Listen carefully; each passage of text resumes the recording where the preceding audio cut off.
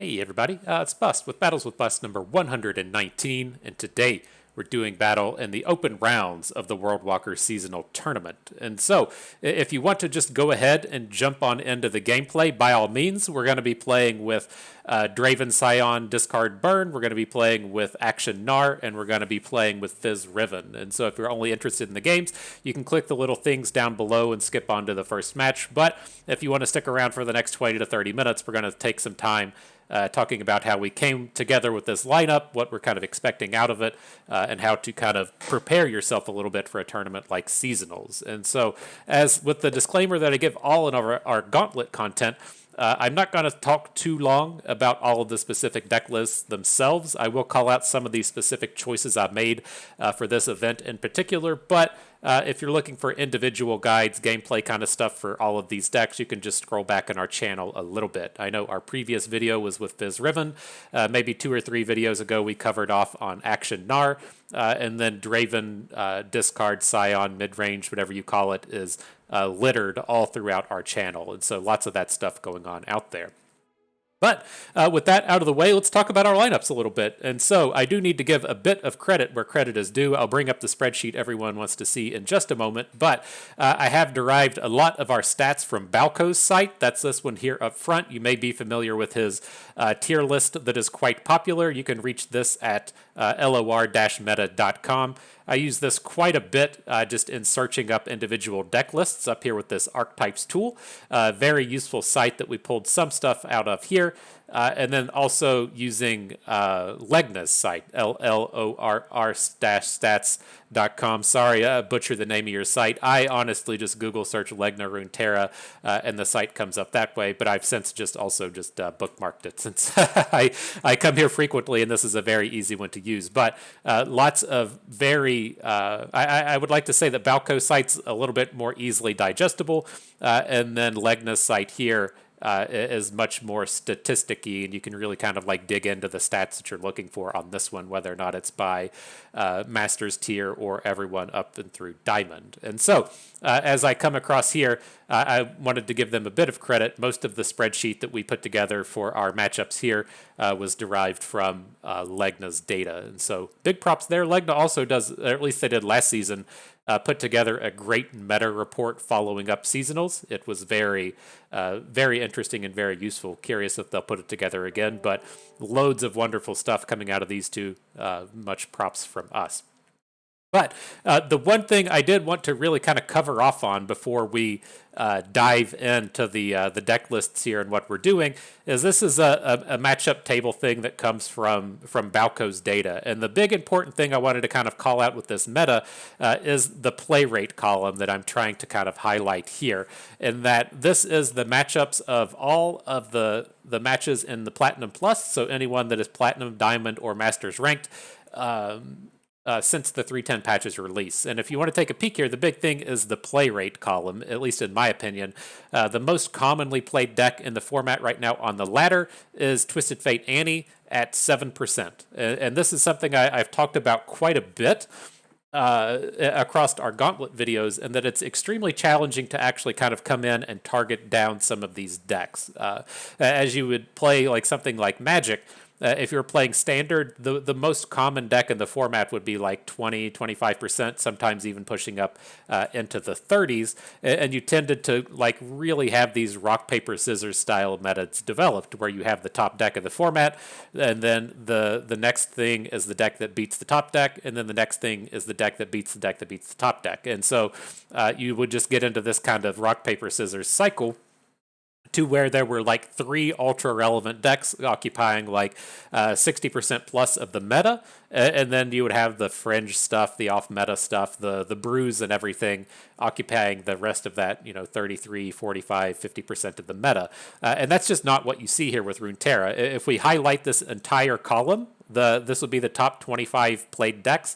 that only accounts for, looks like 50%, 56% of the meta. And so what this is kind of leading to is a concept I like to call the long tail. If you look at a lot of statistical type things, you'll have like a big curve looking thing, right? To where the left side of the graph, the top part, the fat part of the curve, whatever, that occupies the most common stuff. And then the long tail really entails all of the things that don't show up that commonly. And I like to play decks in these things that play well against the tail. And so I don't want to see, like, play a deck that is here specifically looking to beat Annie Twisted Fate, because you just won't see it enough for that to be relevant. Even if we saw Annie Twisted Fate in half of our matches, we still would have 4 to 5 matches where she just completely doesn't exist. And so I like to bring a lot of lineups that are, pretty okay at the top. We are going to see a lot of meta decks throughout the entirety of the seasonals event, but I don't like to really focus too heavily on the top of it. And basically what I do in kind of determining how much we're going to see a lot of this stuff and how much we really want to, kind of lay credence to the appearance of the deck is just multiply it by 5. Multiply the play rate by 5, I should say. And so I wouldn't really be surprised if Legna puts out some statistics after the event and we see Annie Twisted Fate being played in like 35% of the lineups. We see something like Lysandra Talia. I would expect this to be boosted a little bit, but if she was in like 25% of the lineups, wouldn't be surprising. And so it does kind of get you closer to that area that we would expect with things like Magic. But I think the big takeaway from this lecture is it's very challenging to make lineups specifically targeting one deck because you just won't see it enough. And so, with that out of the way, we can bring up the lineup itself. Again, we're going to be playing Draven, Sion, discard. We're going to be playing Akshan, Gnar, that's a Papercraft Dragon deck, and then we're also playing Fizz, Riven, another Papercraft Dragon deck. And the kind of core idea of this lineup, where it all starts, is I just plan on banning Aphelios. I have no intention or desire whatsoever to play against the Aphelios decks. I think it just takes too much to be ready for it. They have so many angles they can attack you from, between just being like really aggressive with Boom Baboons and having weird aggro based draws with burn and cheap units, and then they can kind of switch gears into just being an Aphelios control deck, and then regardless of which path they're taking, they can just kind of go, oops, I'll win, here's a Winding Light. And I'm just not really interested in playing against Aphelios. And so we kind of designed our lineup without having to deal with that shit. Just get it out of here. This is not going to be our problem today. If we have to play against a lineup that has Aphelios and a bunch of other bad matchups in it, fucking fine. Just that is what it is in the Lands of Runeterra. And so we're here to just kind of ban off Aphelios. Up here towards the top right, up in this section up here where we have the on-meta problems and the off-meta problems, these are the other decks I expect to kind of commonly see that can cause us problems. And so it's good to be very aware of Talia, Lysandra, and Ahri Bard. These are both decks that are extremely common in the meta. If we don't have to deal with Aphelios, then we will look to ban one of these two decks. Otherwise, the deck that I look to be kind of a problem for our lineup and kind of a ringer that I expect to kind of turn up in this event is Mono Viego Shurima. Viego has fallen off of the map since the Legion Deserter nerf. I don't think that was really worthwhile, right? I think people just quit playing Mono Viego because the Deserter deck came about, and by all means it was better, but that doesn't mean that the Viego deck was bad. Now, the thing that interests me with Viego is what the other deck I think is going to be pretty big in this tournament is going to be either our Akshan Gnar or Akshan Renekton. This is the new hot deck on the ladder, if you will. This kind of fills in the role that we used to get from Yuumi Pantheon, and the meta hasn't really adapted to dealing with this deck. It's a real big bruisery OTK style deck. Whether or not you're playing Renekton or Gnar, you are playing Papercraft Dragon, and you're setting up these big spell shielded, double striking, overwhelm style attacks. The way that you typically attack that kind of strategy is using things like Quicksand, using things like Flash Freezes and Vengeances, and those are just kind of at a minimum in the format right now, if you will, and that's where something like Viego Shurima can come in. He has access to Quicksand, Rite of Negation, Vile Feast to break spell shields, has access to Vengeance. A lot of the really strong tools that one would be looking for comes out of this deck. And then sometimes they're just like, LOL, you know, my Invasive Hydrovine has 6 health, my little summonlings, whatever they're called, have like 8 health. You can just fucking block a Renekton with double strike and only take like 8 or 10. And so I do expect Viego Shurima to have like a real impact. We probably won't see a lot of it. I expect the cream to rise to the top, if you will, if you want to bring out your Macho Man Randy Savage references. And I think this is something that we'll probably see on day 2, though not much of on day 1. And so, with the kind of bad out of the way, we can talk a bit about the good. The places that we are good over here are against a lot of the very top meta decks. We have reasonably positive matchups against Twisted Fate Annie. We have reasonably positive matchups against Heimerdinger Jace. That's another one that I expect to be pretty popular over the course of the weekend. Nami Twisted Fate holds some pretty decent matchups.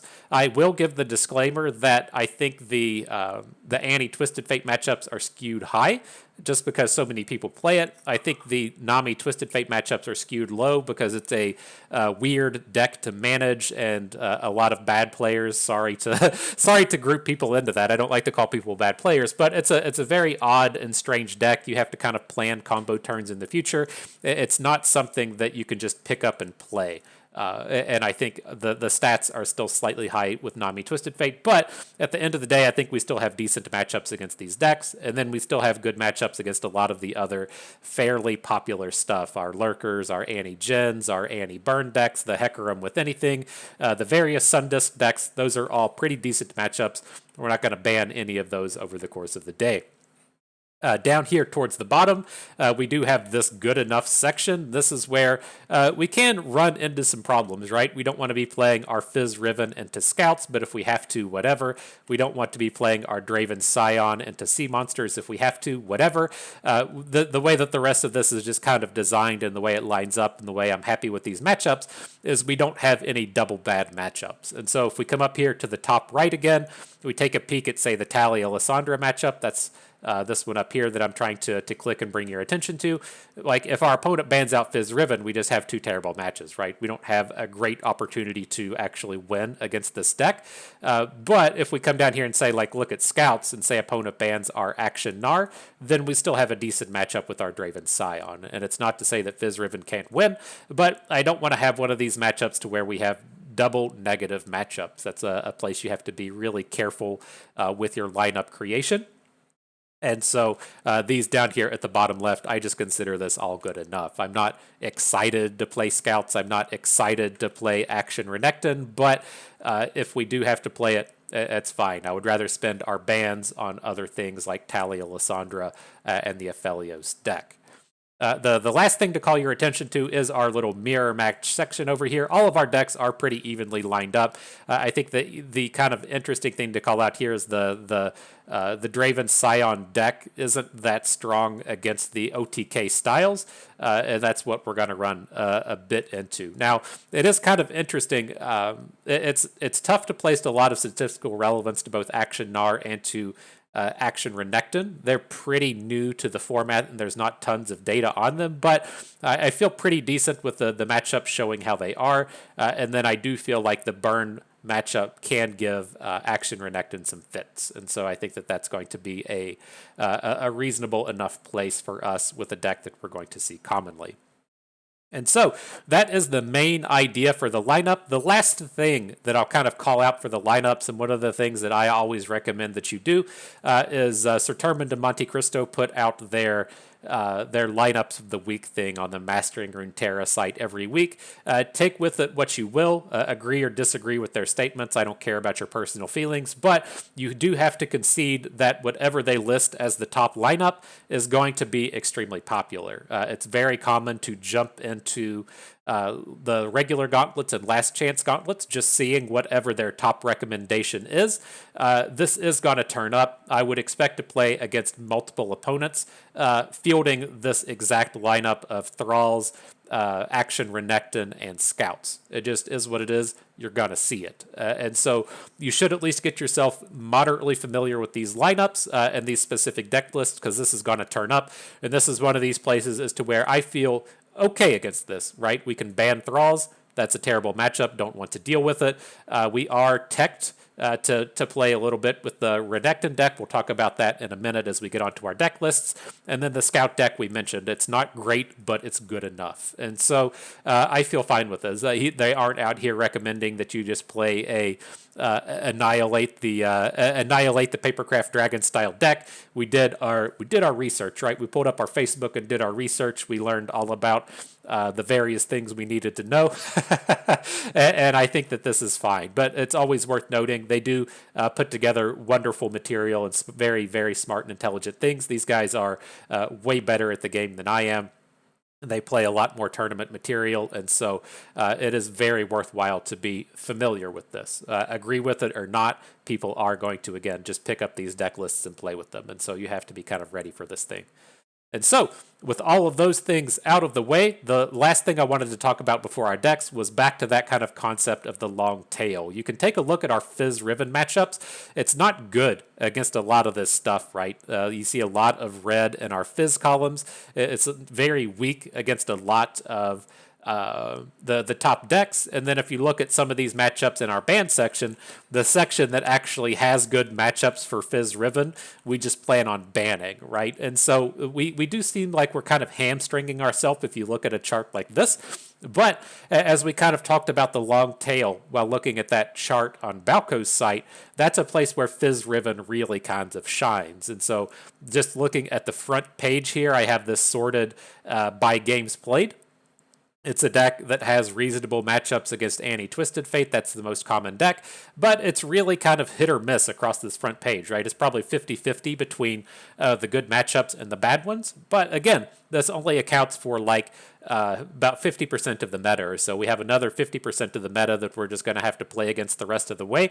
And that's where a deck like Fizz Riven really shines. And so if we start scrolling down to the less common decks, you see more and more positive matchups. It looks like out of the 20 on this page, it's about 75% positive. Out of the 20 on this page, it's about 75% positive. And then on the last page with the final four, they're all positive matchups. And so with a deck like Fizz Riven, it does really excel with these super wide open metas, and I did at least want to come and call that out. We have teched our Fizz Riven deck a little bit for Akshan Renekton, but it is worth calling out as to, Fizz Riven doesn't look that great on paper up here, but that's, kind of baked into the strategy.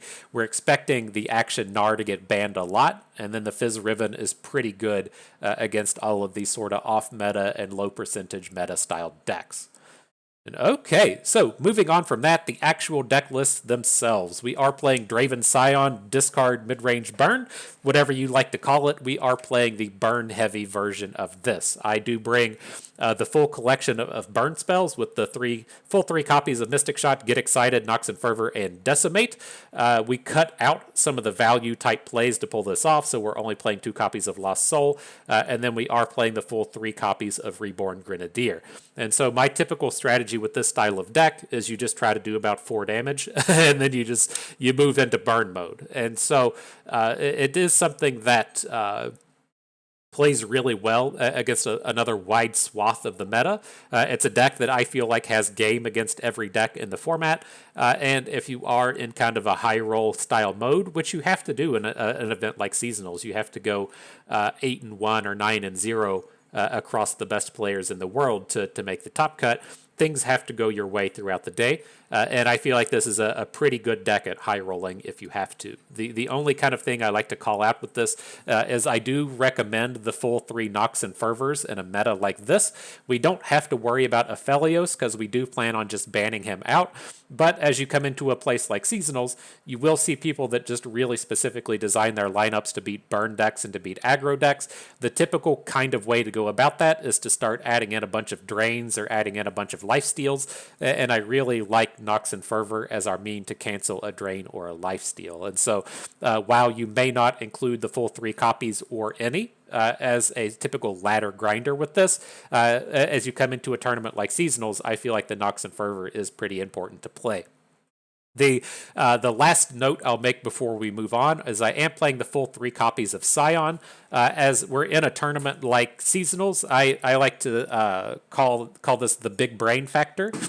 You do tend to have people that think they're smarter than everyone in the world and have the big brain. People with the big brain complex tend to like to bring a lot of control style decks, and so I do feel like this is this kind of event to where you're going to be playing more rounds. You're going to be playing a little bit longer in terms of actual game length, and I do like to have the full 3 copies of Sion since we run into a lot of games to where they just go a bit longer. And so if you're playing the ladder, you're running into a bunch of Papercraft Renekton. You may not want the full 3 Scions, but as I do expect that we're going to see a lot of Anti-Twisted Fates, we're going to see a lot of Heimerdinger Jaces, and just like the full control packages, I do like having the full 3 copies of Sion.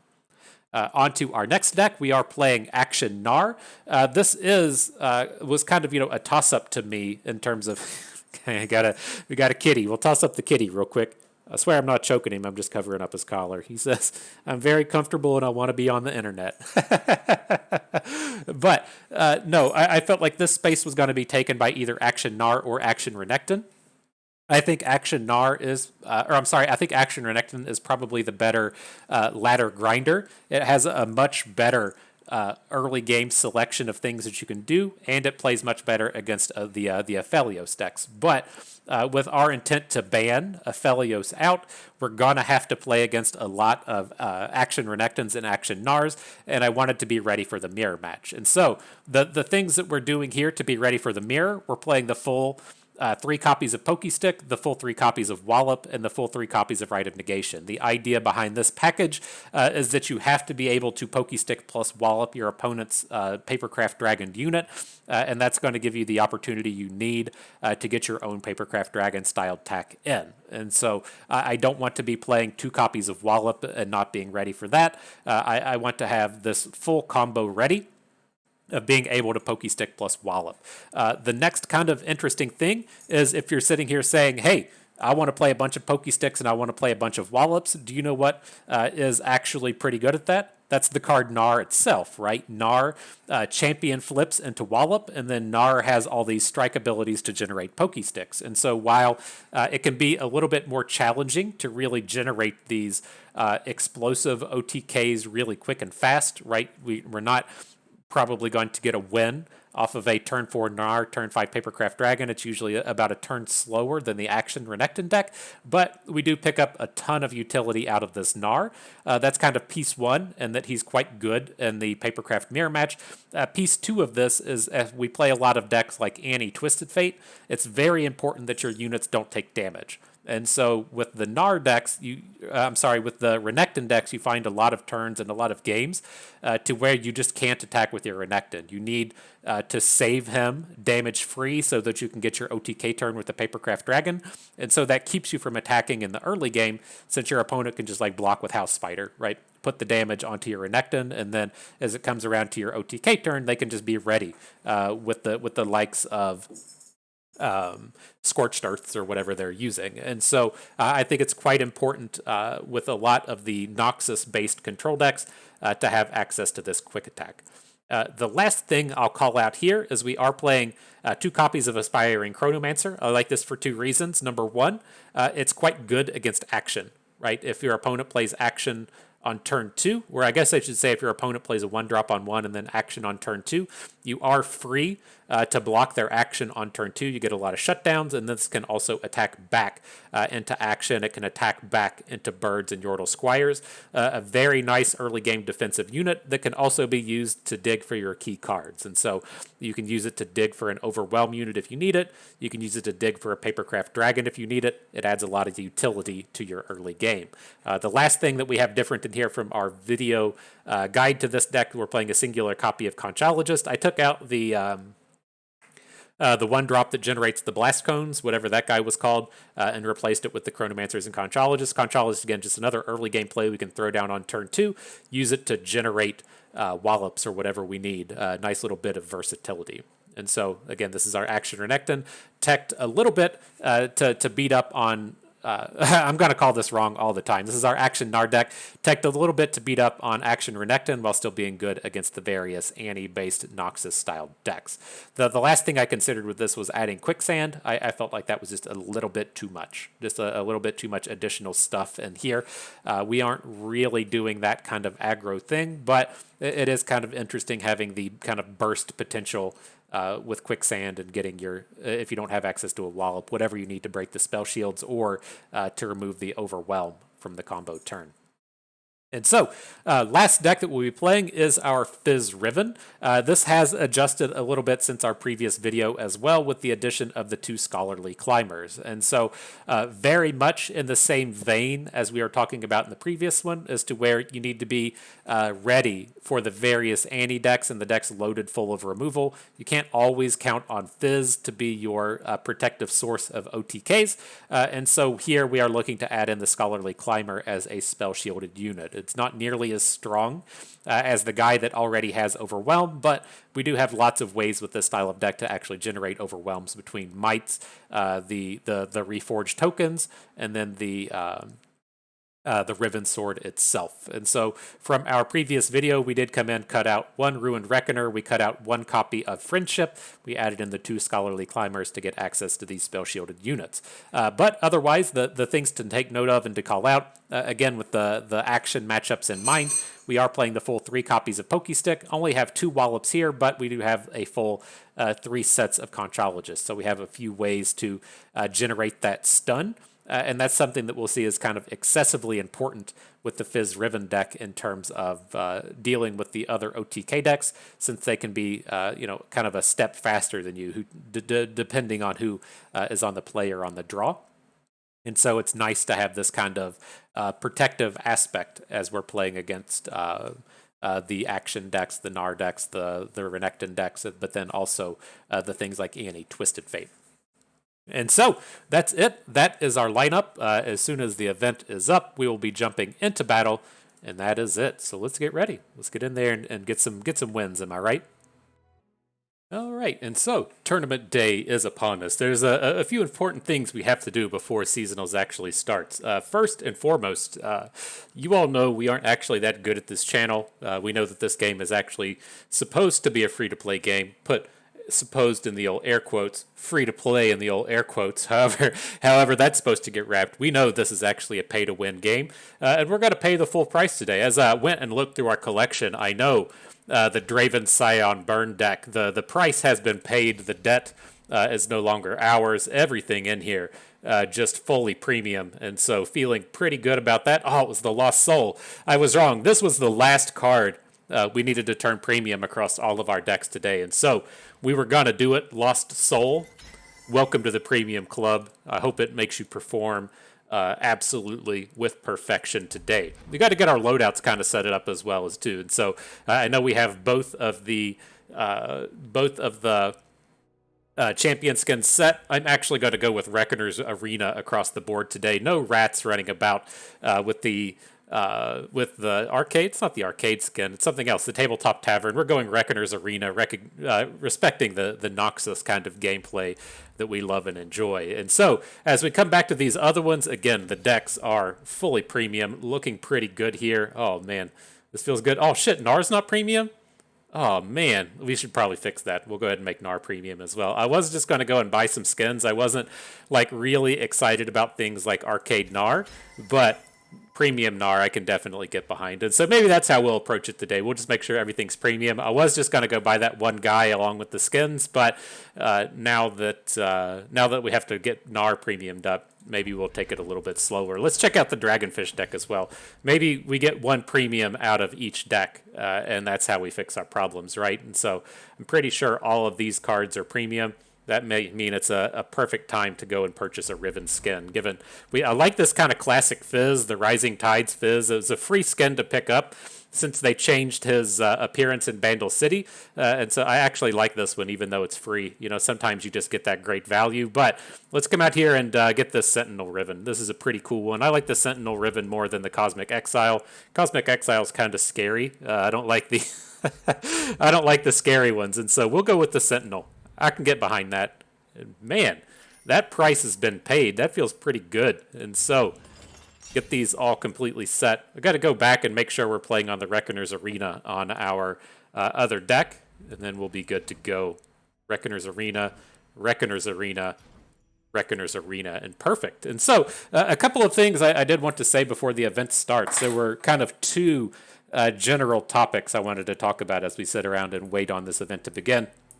The first one is just kind of with nerves in general. I'm kind of old, so it doesn't bother me as much as it used to, but there were always kind of those like milestone achievements as you were progressing through your competitive gaming career. And so whether or not that was the first time you hit gold or platinum or diamond, or the first time you made it to Masters, the first time you won a Friday Night Magic, the first time you made the finals in a Friday Night Magic, your first PTQ, like all of that stuff kind of like adds up to the kind of collective not giving a shit isn't the right word, but it's not as like stressful as it was. I don't want to take away from like, anyone's accomplishments. There's no real reason to say that person A winning Friday Night Magic isn't a bigger accomplishment than person B winning a Pro Tour qualifier or something. Everyone has a different story and a different journey. But as you kind of play more, these things, they won't feel as significant, and they won't feel as nerve-wracking, if you will. And so, with the last seasonals, I was wanting to do well. I think we ended up going like 3-3, and so I had like a touch of nerves with that one, just because it was kind of the first one that we've really been to.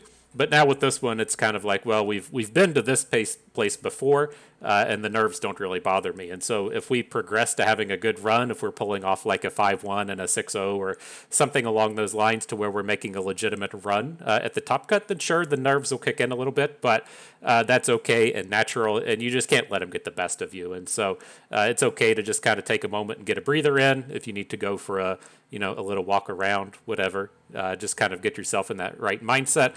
Because the thing that I kind of found in large part was there was, kind of two pieces to it. There's the nervousness of, kind of wanting to impress your friends and everything. I feel like that's where the kind of first piece comes in. And then the second piece is just playing against people that you view to be better than you, or people that you view to be the kind of like the big shots of the world, if you will.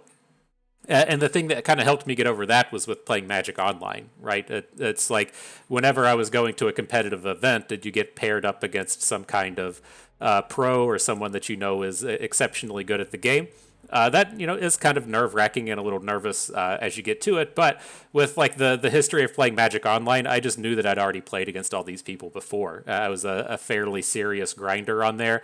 You just don't know. I mean, you would know the LSVs and the John Finkles of the world because their IDs were known. But for the most part, the kind of real competitive pros there.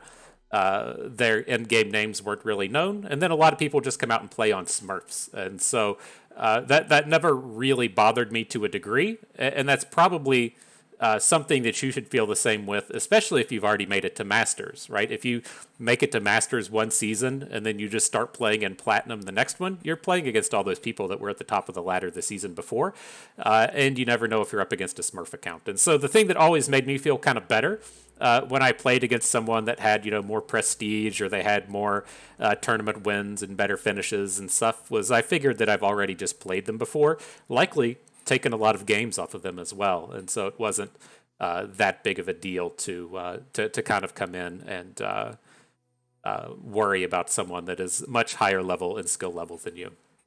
Then kind of the last piece I wanted to talk about is kind of just controlling tilt, controlling that emotion, if you will. My favorite kind of out of gaming statement is, I guess it's still technically in gaming. We call football it's a game. Let's be real. But Bill Belichick, the coach of the New England Patriots, has this really great mindset of they ask him if he's going to make the playoffs or how he feels about a game coming up like 2 or 3 weeks from now. That shit just never matters to him. He uses the statements like where we play 16 one-game seasons, right? We don't play one 16-game season. We play 16 one-game seasons. And that's kind of putting it into perspective in that the current game that you're playing is the only one that matters, right? There's no reason to stop and think about your opponent next week or what you're going to do if you're 7-0, what you're going to do if you're 8-0, what if you start off 0-1. That shit just doesn't matter. It's really just a matter of the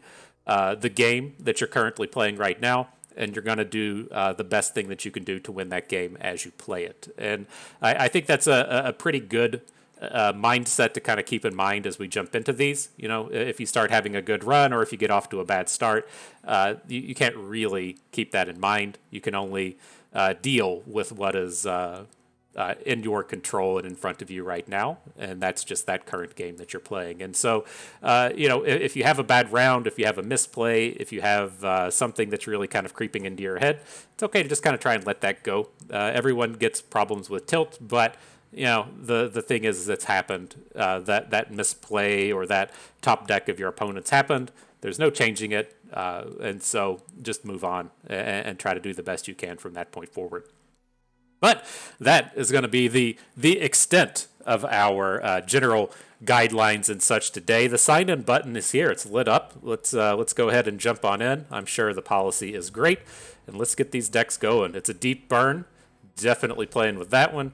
Crafts in the Desert. I love my Papercraft Shurimas. You are on the squad. And the Dragonfish, our favorite OTK-based Fizz decks. Hit that confirm button, and we're ready to go. And so, we'll be back in about an hour or so. I'm prepared and good. I had a solid night's rest. I hit the gym. I did some grocery shopping this morning. Gonna go feast on a sandwich, and shit's good. And so we'll see you back here as this next match begins. All right, the battles are beginning. Got a minute to go for that first round.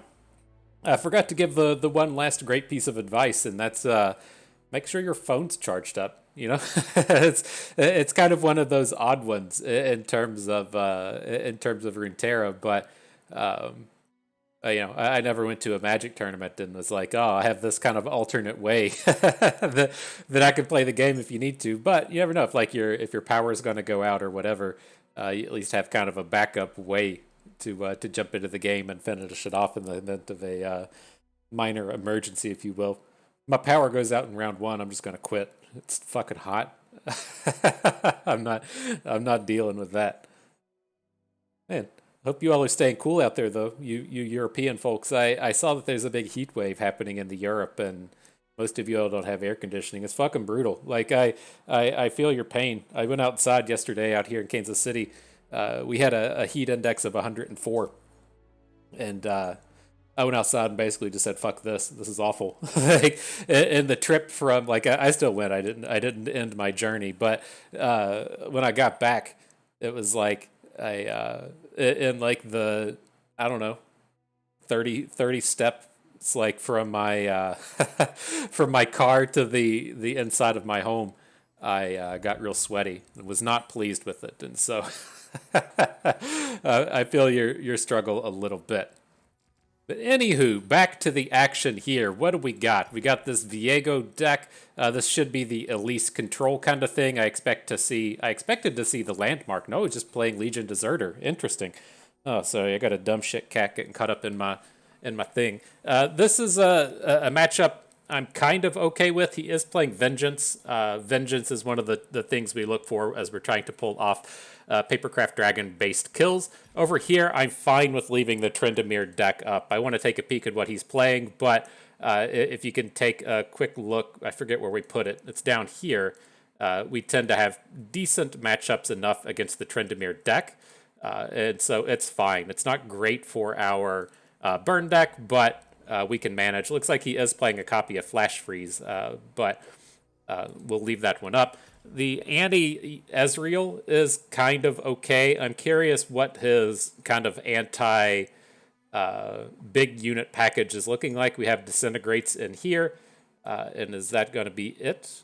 Not seeing Scorched Earths. Here's one copy of Scorched Earth. And so I think we could probably pretty reasonably handle Annie Ezreal as well. This tends to be more along the lines of a sort of burn deck, and I think our burn deck lines up well enough against this. I guess it is a little scary when they have the likes of Blade's Edge, but I think I'm looking to just ban out the Viego. I don't like playing these decks that have unreasonable sort of amounts of heal in it between both the Vile Feast and the Undergrowth.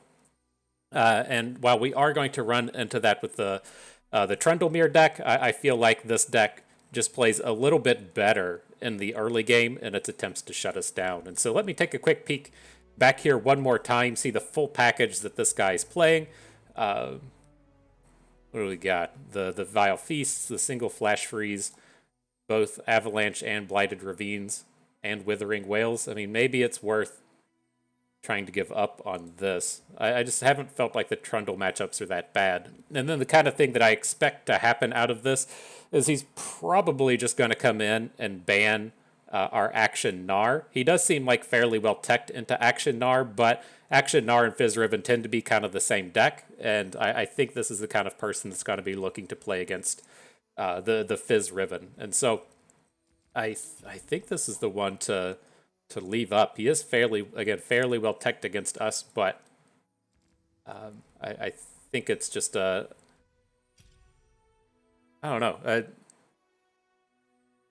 He's got the stuns. I just haven't been a huge fan of playing against the Viego decks with our like action-based things. I mean, I guess we could say this would be kind of like okay for Fizz, but the kind of problem I run into when talking about in terms of the Papercraft Dragon decks, the problems that we run into with Viego is he has the tools to just go big, and so you'll find yourself in these situations as to where you need to deal like 16 damage, and then they stop 7 of it with Viego. They just say, LOL, I block. And while you can do that with the Trundlemere deck, it's a little bit more challenging to pull that off. And so I think I'm okay to just ban out Viego here. It is weird. I wasn't expecting to see the Legion Deserters today. I thought we were going to see more along the lines of just like mono Viego, but I think this will be fine. Mono Viego Sharima was what I meant with that statement. Cool. Sounds good. What's coming out of here? The Piltover Tailstone's fine. Fancier Mystic Shots, Iterative Improvement. Got a cat trying to hang out. Come on, bud. This is the best helper. The the strongest help that we could get across any of these games. This guy right here. He says, "What up, internet? Welcome to the seasonals tournament event." I'm just here to be in the way.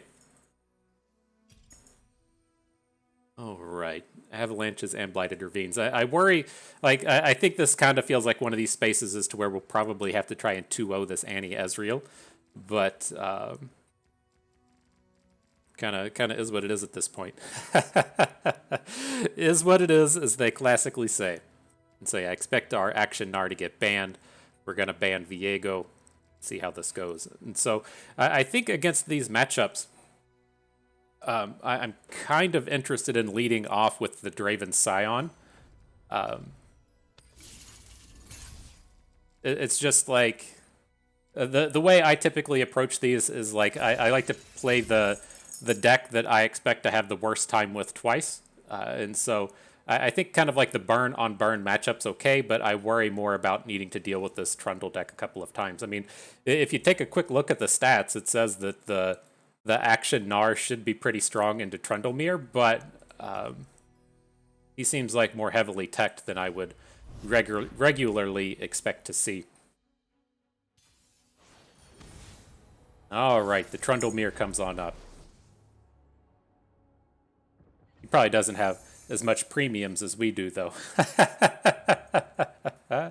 And all right, so with these starts, I really like to have a big early game presence. I'm going to get rid of this Sump Dredger as well. It can be okay in these matchups because it can survive a Blighted Ravine, but that wouldn't be until turn 5. And so I'm going to hang on to this Reborn Grenadier. It's nice to chunk in this early game damage if we can pick up a Poro Cannon or a Fallen Rider.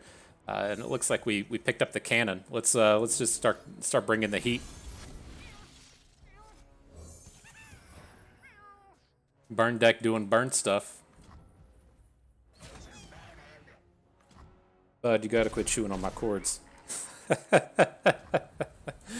Fucking cats. Fucking cats. Alright, so this guy is playing a bunch of avalanches, so I'm gonna find ourselves wanting to open next turn, unless we find a discard card. We can protect our stuff with the survival skills. And so now I feel okay that we picked up Draven. We can get in for a 4-punch with Draven if he spends the 4 mana on an avalanche this turn. You gotta get out of here, kitty. Alright. Interesting. So no Vile Feasts, no avalanches. I'm curious. I guess he could have a Withering Whale. Serviceable. So we're gonna break even on damage this turn. I think I want to go ahead and punch in this 1 point of damage with Draven, just to get the discard happening on our Fallen Rider. Then we'll pick up a second Spinning Axe, so if we need to try and protect Draven with survival skills, or more ideally protect the Risen Rider, we'll have a discard.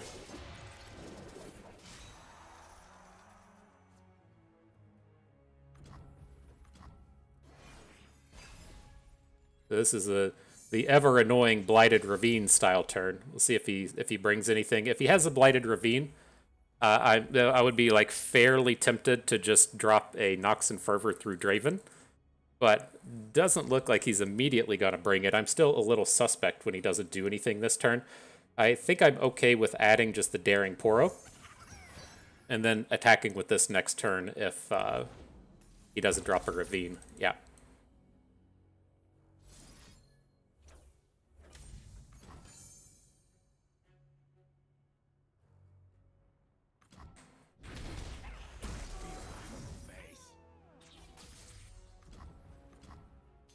Okay, let's see if we can't get a nice chunk of damage in this round. Gonna go ahead and lead with Draven. Get that Spinning Axe going if we can. And we'll try and get the Risen Rider in as well. This is a turn where we'd love to see him just play Trundle. If he plays Trundle and we get to pull him out of combat with Flame Chompers, that's pretty huge. But we'll see what he brings.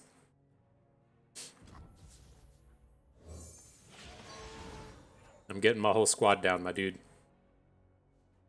Again, he is playing 2 copies of Avalanche. It would be a little unfortunate to see it here, but I think we have to try and punch in the damage. We get a 7-piecer in, that's pretty strong. A 3 or a 4-piece nugget isn't as good, of course, but beautiful, beautiful.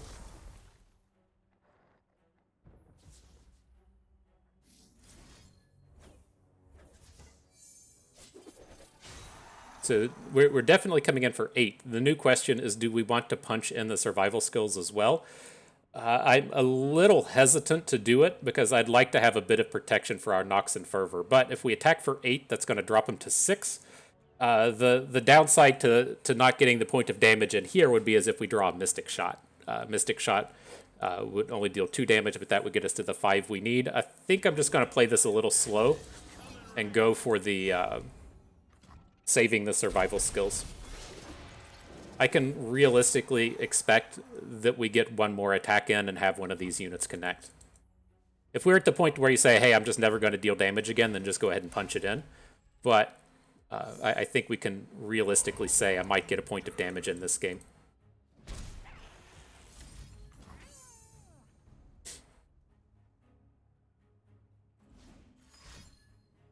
Okay.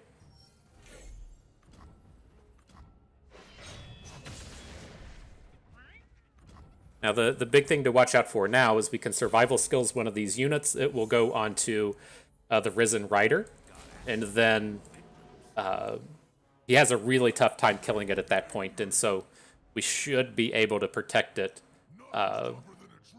and have a good Nox and Fervor.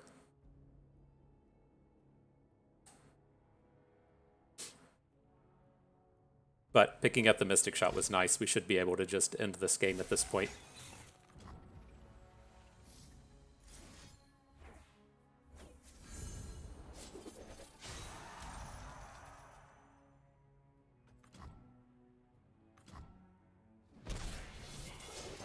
Okay, he can heal. We can deal with a touch of it, right? If he's playing Blighted Ravines, it's going to be kind of... Or Blighted Ravines or Catalyst to the Aeons we can't heal through, but...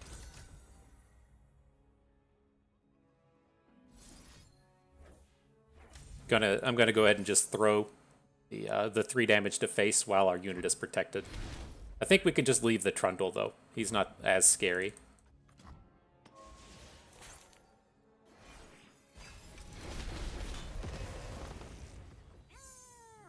Draven time! Just a little bit more. Bring us that extra bit of love, game. We're gonna fall 1 short. It always feels fairly dangerous when you've got the 2 spinning axes in your hand. We skipped on a point of damage earlier, and we're just a touch short of getting a lethal here. But we'll see. We'll see what happens. And feel the rush. We're gonna be dead to that. F.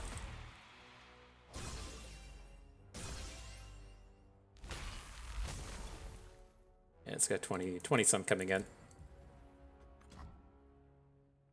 Alright. I'm not entirely sure if we could have pulled it off like that, right? We did have an opportunity to discard or play an extra spinning axe a little bit earlier, but that also would have meant that we had to discard a little bit differently. Some of those extra spinning axes there at the end were coming up from Draven, but maybe should have punched it. Hit the nos, bro. You gotta hit the nos sometimes.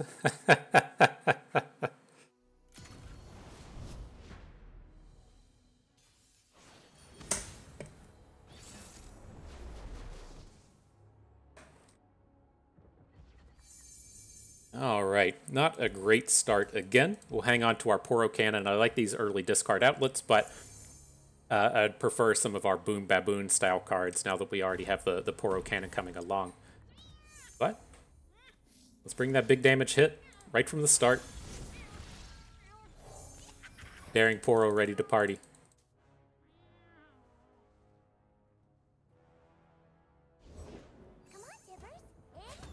Premium Annie. I like what you're about, my dude.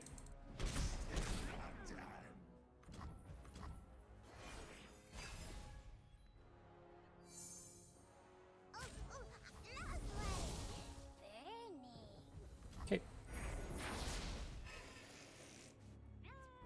We'll bring in the Baboon.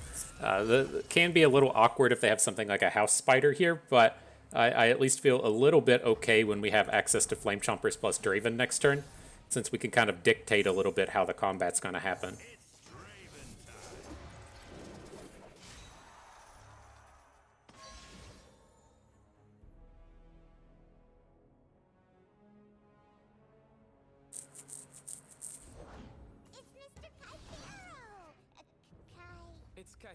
Okay.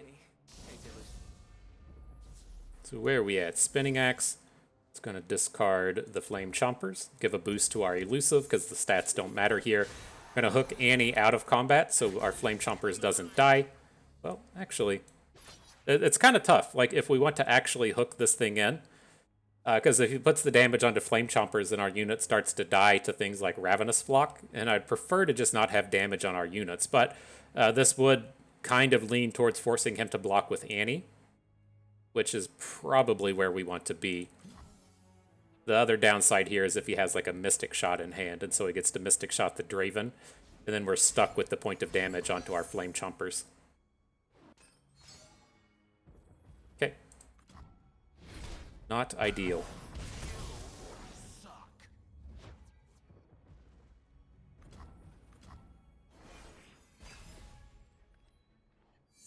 What's he up to here? 4 skills onto Annie. I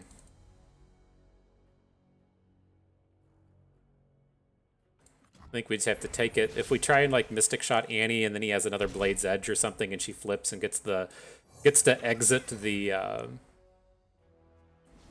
burn spell, then we're just so fucked. So we're just gonna have to start going face at this point, I think. Right, popping his Annie doesn't feel that good. We're pretty far away from the lethals, though. I would feel like better about this if we had just like a little bit of something more on board, but this is gonna be painful. It's like if we had a even with the like 4 attack fearsome kind of guy, it would feel kind of okay, but not good.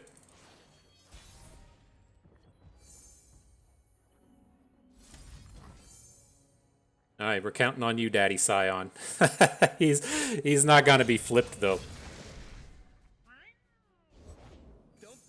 3, 4, 5. We need a. If we get another decimate, that would do it, or 2 burn spells would get us close. It's an awesome day for progress.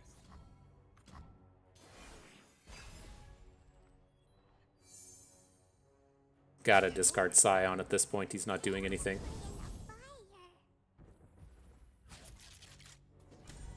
Not really getting loaded up on damage, though. We might be okay.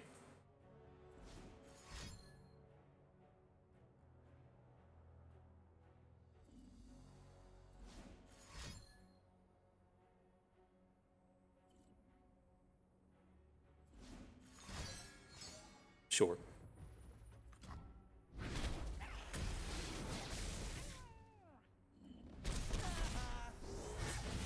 Drops us to 7. He's got a Mystic Shot up in there.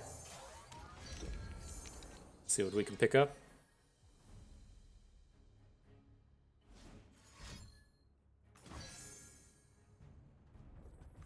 Interesting. He is pretty close to flipping Ezreal, but sure. So at this point, I mean, we have 5 damage in hand. We're going to have to just draw burn spells and have that work. And so I don't want to play the boom baboon. Like, if we pick up a decimate, I want to make sure that we have all the mana for it. And then as we roll into their next turn, I would want to make sure that we weren't, just tied up with mana. But oh no, is he really gonna have? Is he gonna burn us out as we just top decked the ridiculous? Oh no. We do get the chance to respond here though, and so I'm gonna just drop all of our burn spells right on their face. No need to let them have the chance to play us slow.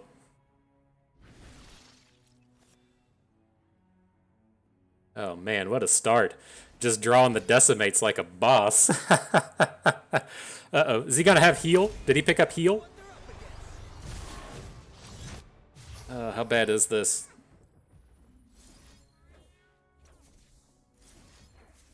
Alright. I think we're okay.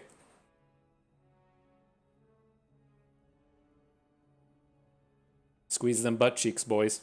Squeeze them.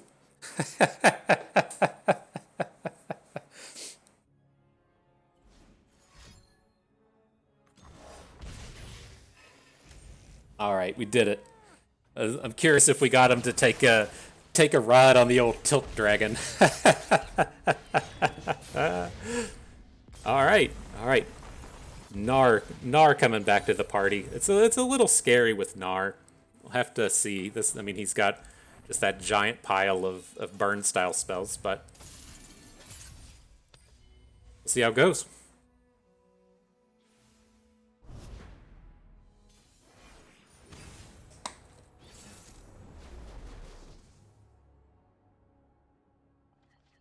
All right, what early game friends do we have here? We're on the evens, and so I think I'm okay with hanging on to Gnar. Again, as we talked a lot about these decks and the idea with playing things like Gnar over Renekton, is you find yourself in these spots to where you can still just attack with Gnar. And so as we come up on turn 4, like, we can run him out and just attack. He has quick attack, so he should be able to pretty safely avoid damage. Which is to where, if we were, say, playing Renekton, he would be pretty scary to attack with, because your opponent just, like, blocks with something, and then they get to soak up a lot of the damage that he's bringing. I think the other thing you have to be aware of is we are kind of like the control deck here. We're kind of playing like control combo, if you will. And so I am going to be looking on this next turn to just trade Akshan for Reggie and see if we can't just buy some time. It's going to take us a while to really get going here.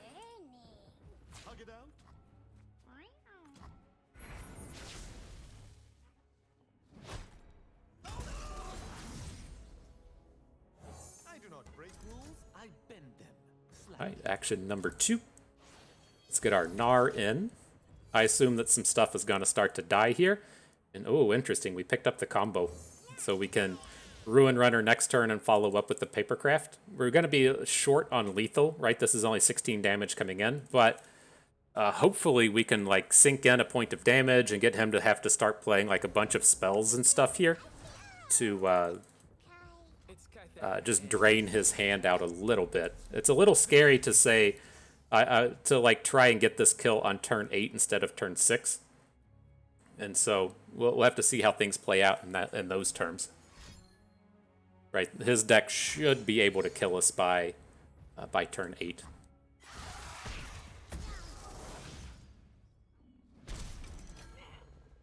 But that 2 damage is extremely, extremely important that we just hit.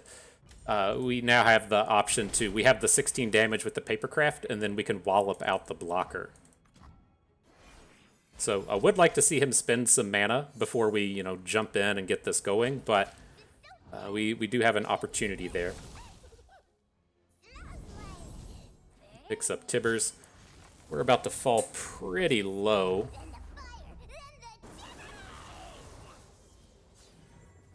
Not the hugest fan of this in the sense we can play like a Ruin Runner this turn and then he can just start targeting it with spells. Like, we're short on the Rite of Negation aspect of this turn. We probably still just have to come in and block.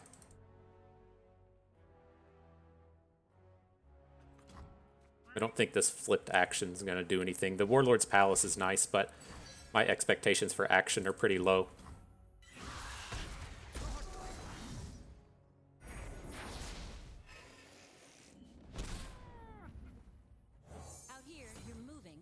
Alright, let's see if he starts spending targets. Again, I'm not, like, amped about this. I don't feel great about it, but this is our shot.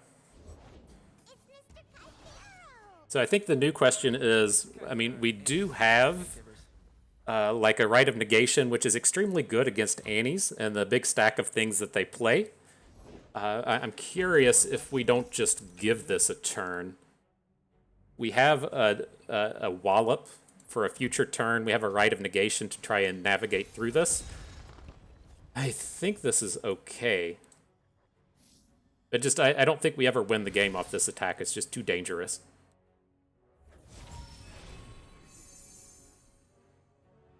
Not a great collection of cards. I could see the Yordle Squire being useful. Just getting a unit down and then generating the thing. I don't think Merciless Hunter is going to do anything here. She's a little bit too expensive.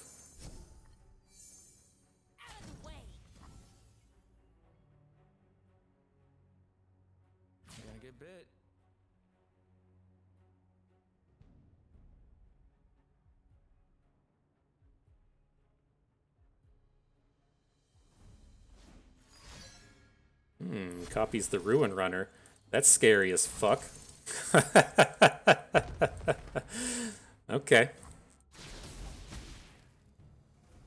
I guess at least, though, I mean, he's going to have a Tybalak, a Ruin Runner, and a Tibbers, and he only has 3 mana this turn, so he's really kind of, like, free to pick and choose whatever unit it is that he wants to play.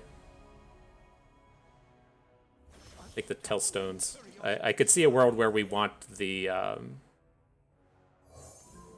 I could see a world where we would want to pick up... what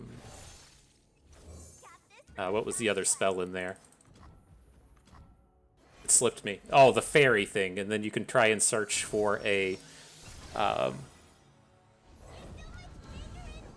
You can search for a +3+, or search for a lifesteal. I don't think we need it here, but it would have been an interesting option. And then we have to play the Ruin Runner this turn. I think we can probably just pass here. Does he ever just send it back to us? Maybe not.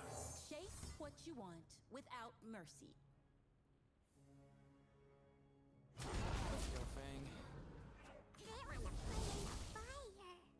We should have played the Tiny Spear. That was actually a fairly big mistake, I think. We could have loaded up a Yordle Squire with a spear to block this Spellslinger. Persistence is key.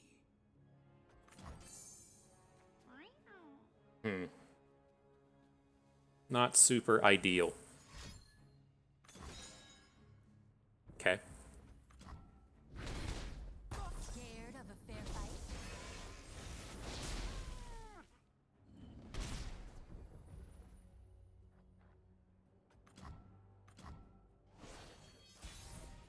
All right, well, we got a little bit of protection for our friend. And so let's see if we can do it.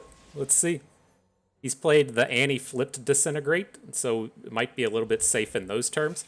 We, of course, have to stop this paralyzing bite. We have to get an attack in. We're not winning on the next turn. So let's go ahead and destroy a mana gem and get that countered. And hopefully it's just okay. Hope, dream, all one needs.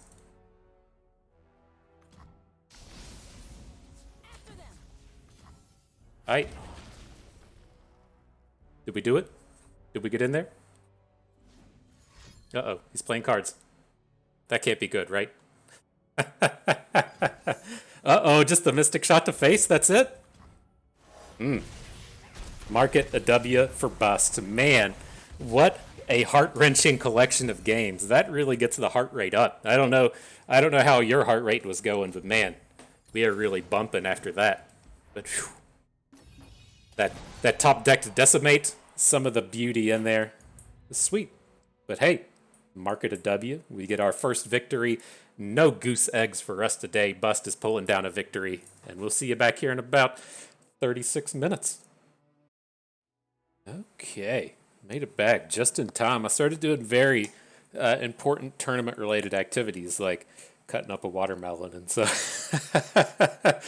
the shit's it's always a mess. I should have known it was going to be more messy than it was, but got here just in time. Guess it wasn't messy enough. What's up with this? Is this guy not here? Why does it just say pending? You do tend to run into stuff like that on here where you don't actually have opponents, but the Puffball Panda is here, and it looks like a pretty reasonable set of matchups. If you want us to pull up the spreadsheet real quick, Echo Zillion is fine. Trying to make it so it would show up a little bit easier on the screen, but this is this matchup down here. It's a little weak for Fizz Riven, but otherwise it's okay. I'm not sure what this Daybreak Shurima looking deck is, but it's probably some kind of Winding Light number that I'm okay with banning. And then Nami Twisted Fate is up here.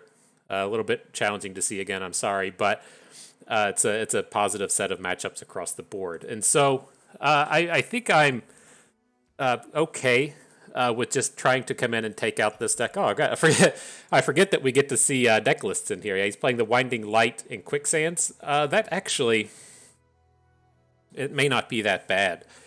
In terms of sending our... I assume we're just going to be in this space again where they just ban action, and then we get to... I think I'm okay with sending...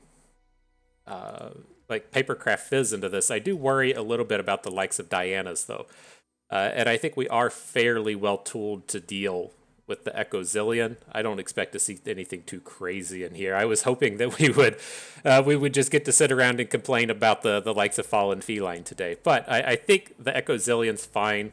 I think the Shadow Isles Nami deck is okay. I guess the other thing that we could kind of consider is it's like kind of okay to just jump into battle with this off meta deck, but it's tough. Like the Nightfall matchup, like the Diana Nocturne or Diana Nocturne Aphelios matchup, it's not unwinnable with the likes of our action-based decks, but it's not as ideal as I would like it to be. And so I think if I stop and just say, like, okay, well, this does have a bunch of like weird Daybreak cards in it that seem kind of shitty. Like, why is he playing Leona instead of playing the likes of like Aphelios or something? I don't know. I guess there's some mid-rangey elements to this, but I think at the end of the day, I worry a reasonable amount about Diana, and then he does still have the kind of scary collection of Hush, Quicksand, Rite of Negation, Moonlit Affliction that can all pierce through our spell shields. And so I'm pretty sure I'm just going to ban out this Diana Leona, do battle with Echo Zillion and with the Nami deck. And so let's take a quick peek. Looks pretty straightforward. He's got the 3 Scrying Sands. No Quicksands, though. Ooh, that's actually quite nice for our OTK deck. So we'll have to remember that, right? This Echo deck is playing the Scrying Sands, is not playing Quicksand. That should be the only real interactivity we have to worry about outside of the likes of something like Rite of Negation. Okay, good to know. And then I'm not really sure what we're looking for in the terms of the Nami decks. The things that always worry me are if we're getting hit by Tentacle Smashes, which he's only playing 2 copies of. So his removal suite here is the 3 Vile Feasts, the 2 Tentacle Smashes, and then whatever he generates off of the Tellstones. That's completely fine. And then it's probably worth calling out that he is playing both the Harrowing and Ruination. I can't imagine these games come down to the Harrowing, but Ruination is something that we may have to potentially deal with. But looks good. Looks okay. I think we'll be fine here. Let's see. Just commit a little bit more of this to memory. The 3 Tellstones, 3 Vile Feasts. Yeah, I'm not sure what's supposed to look weird and different about. I just never come out and play the Nami deck because it's just not something that's really in my wheelhouse. Like, it's not a deck that I enjoy. I don't understand the play patterns, and I don't really want to put in the time to get decent with it. And so it's kind of a little out there. I guess it is interesting to note he's only playing 2 copies of Coral Creatures. I don't know if that's common or not. I just know that this is one of like the annoying cards for me to run into, given the aggro-based decks that I really like to play. But, okay. Then all the early game, Mystic Shots, no Get Exciteds. 1 right, no Quicksands. All right. Okie dokie. I think I'm ready.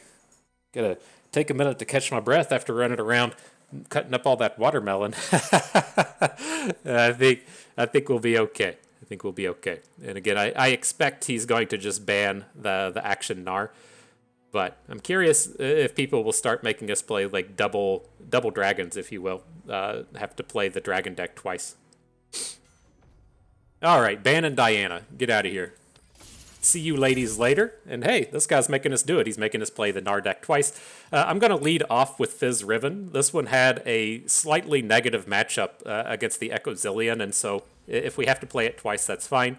I don't want to get in this space to where we beat Twisted Fate Nami with our Gnar deck and then have to just sit in with that bad matchup. But so let's at least give the bad matchup a try, and we can play it twice if that's what it comes down to. Okay, so with the Fizz deck, the way I typically start off with these is I just mulligan for Papercraft Dragons. If we have a dragon, I'll mulligan away the Face Sprout. If we don't have a dragon, I'll keep it. And then I just look for Reforge cards. I don't actually hang on to Fizz. I don't want to hang on to the Librarian. And so I like to really dig in for those big and high-powered plays. Okay, not a bad start. If we hit... Well, we need to hit the Papercraft Dragon, but if we can get things going with the Scholarly Climber, that would be pretty good. The Spell Shield is tough for them to deal with. And then even if he doesn't find the dragon and just gets Elusive or something, he's still a pretty powerful and scary unit. All right, bringing all the Reforges in today, though. I don't think I'm quite ready to trade away the Blade Squire. It's like... I would like to pick up the token, but just giving him the value block doesn't seem fantastic here.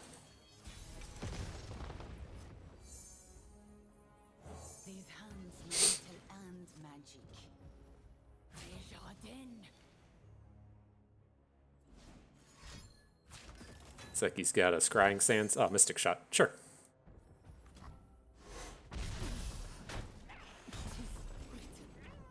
Okay.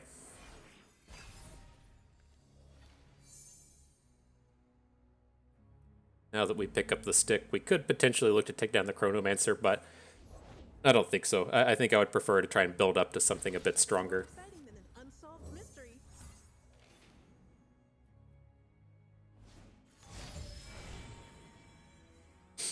He's popping a spell shield. Sure. This is good just for like board control, right? His board kind of sucks here, and so the Scholarly Climber just does a lot of work just coming out here and hanging out. We want to get this Librarian going now, though. It gives us a lot to do with all of our fragments and everything. I didn't catch what. That's an Overwhelm and a Quick Attack. The other option is always looking to just take picks. But I think the Librarian's okay here. Just playing the single spell on the Librarian's got to make it a 4/4. And then I think we can just go for some board control and then maybe get Fizz going on a future turn here.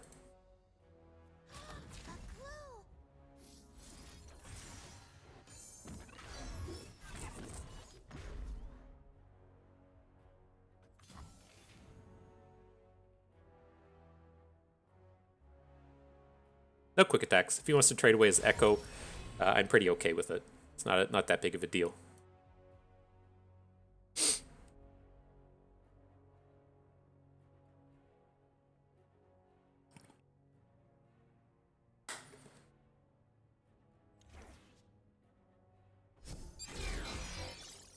Comes the flip.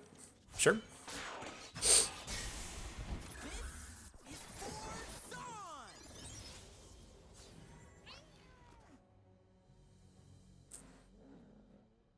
Fancy looking. It's not debonair Echo. He looks very debonair to me. looks like he's got his fancy outfit on and stuff, but apparently it's not the case. So what you doing? He comes in with the Absolver. I don't want to spend an Elixir of Wrath here, but we can Pokey Stick the Chronomancer to get this overwhelm damage coming in from the Librarian. So we'll get the card draw off of the Overwhelm. Don't think I know that one. Okay. Wallops can be quite important in terms of shutting down their Echoes, right? He's going to get a draw here. The way that they really kind of combo off on you is making a bunch of draws with Echo. He dies and they Chrono Break him back. If you can just shut him down out of combat, he's much less intimidating.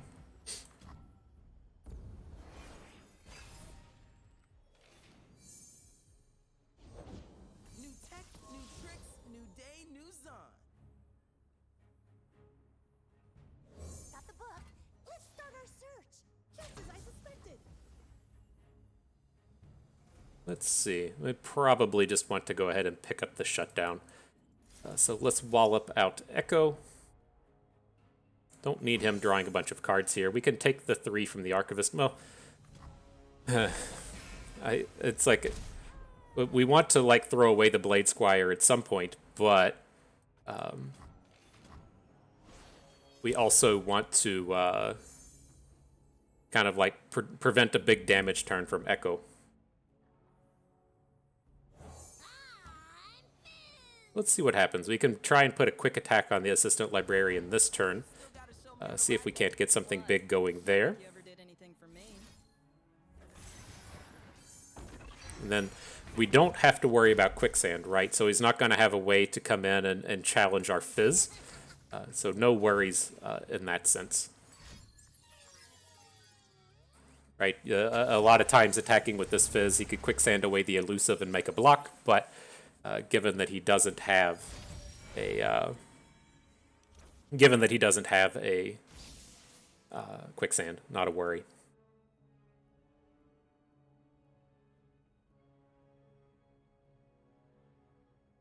I would expect him to at least put a drop border in front of our Librarian. I'm okay with playing the Might to try and punch through this. Again, we still don't have a Papercraft Dragon, so the Might is kind of weak here.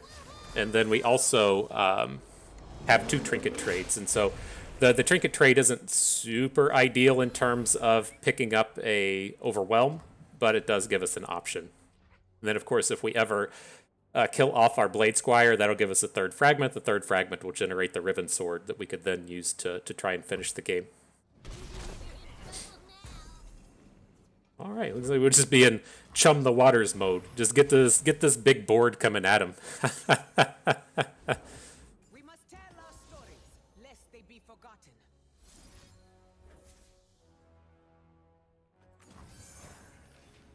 Okay. We do have to worry a little bit about rallies coming at us, but we'll see what opponent does. Right, Chrono Break lets them rally. Gonna drop a trinket trade. I want to see if we can't find a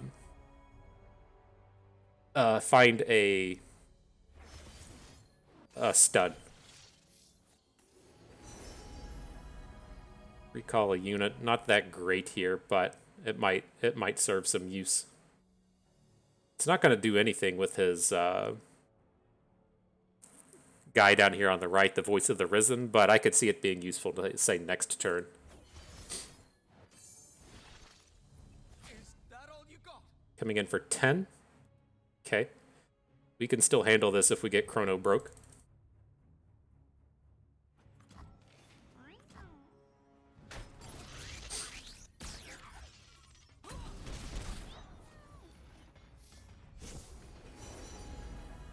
And I want to take a free unit here. None of these were the Papercraft Dragon, and so I just want to get something on board, so if he plays Chrono Break, we can come in here and just block a bunch of stuff, and then it lets us still pick up a Whirling Death off of our Nox and Tellstones. And so, I mean, these units all suck. Doesn't really matter.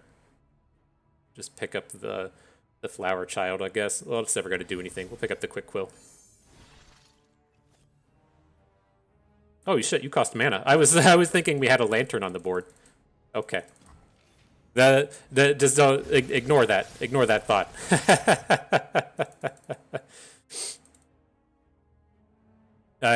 You get a lot of those plays where you have that gleaming lantern and you're like, oh, I guess this is gonna be free. That is not the case. Wow, he's still predicting. It feels like he probably just missed the Chrono Break. We still can't play the Quick Quill this turn. We have to be able to, like, Whirling Death Echo. But it does feel a lot better if it's before the Chrono Break happens.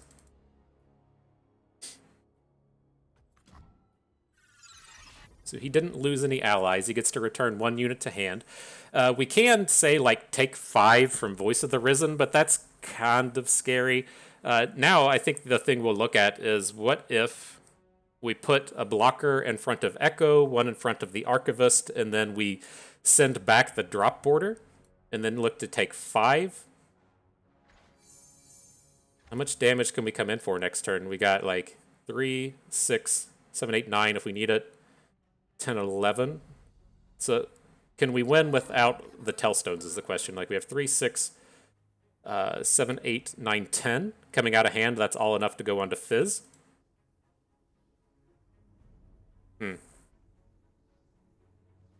My other concern with the Whirling Death play is if he... Well, we can Whirling Death off of Longtooth and it'll still kill Echo. Okay.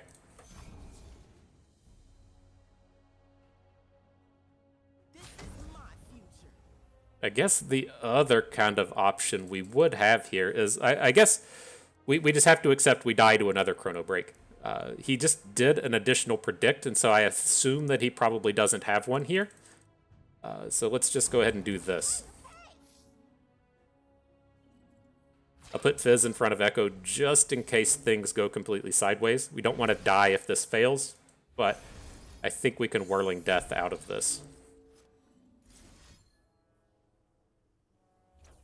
Going to do it off of the Assistant Librarian. If his last card is Mystic Shot, we don't want our Longtooth to get Mystic Shot. But I think we're okay, right? He didn't... He's got a time trick. Okay, so he can get stuff to do, but he can't Chrono Break us this turn.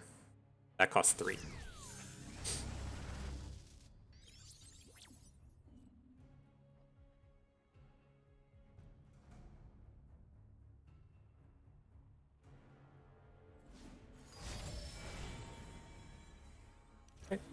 So again, the Echo will still die.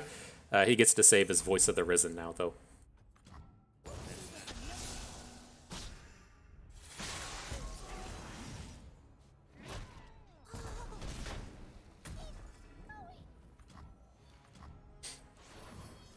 Alright, Fizz, let's see if you can do your thing. Oh, Riven turns up. Now, can we safely play Riven if he chrono breaks? That's fine. We'll be okay.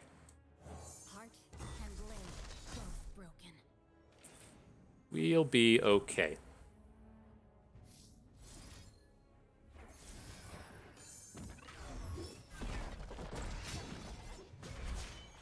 Make these pieces whole.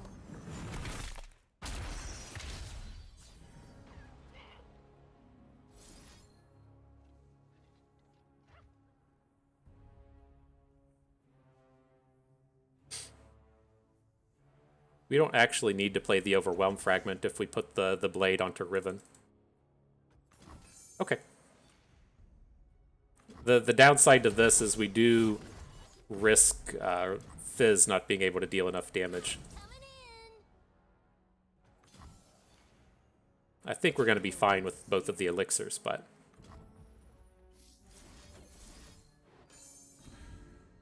Alright, neg 13 into 13.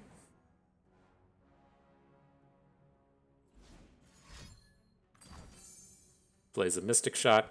Not going to be enough today. Neg 16 coming into 13. Alright, good job, friends. Game 1. Taken down. At last, a way forward.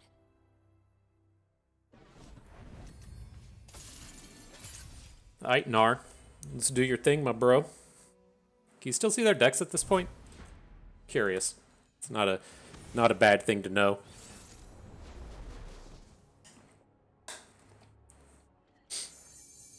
Okay, so in terms of this matchup, I don't like to keep any of these expensive cards. When it comes to the Gnar deck, I'll keep Papercraft Dragons. Otherwise, I want our cheaper plays. Predominantly, I'm looking for action, but we don't need to hang on to, say, like Gnar or Merciless Hunters in this one. Again, it's another one, too, where we have to do our best to dig for the Papercraft Dragon, which we just found. And then outside of it, we just want some early plays.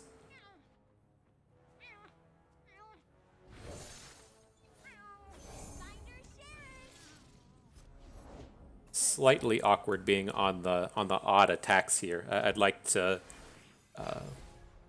can't try and go for a big kill until like turn 6.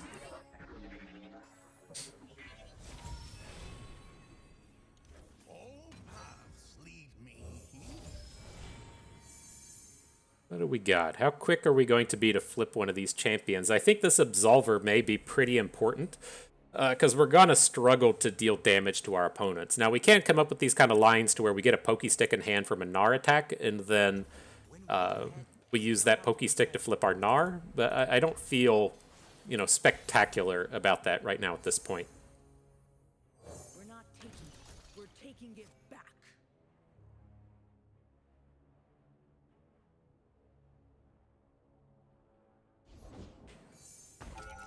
He brings in a Time Bomb. Okay. Well, we're guaranteed to get some damage in here, and then neither of his blocks will take down one of our bigger units through a Time Bomb. So he can block our Chronomancer, he can block something else, but then the Time Bomb won't kill anything.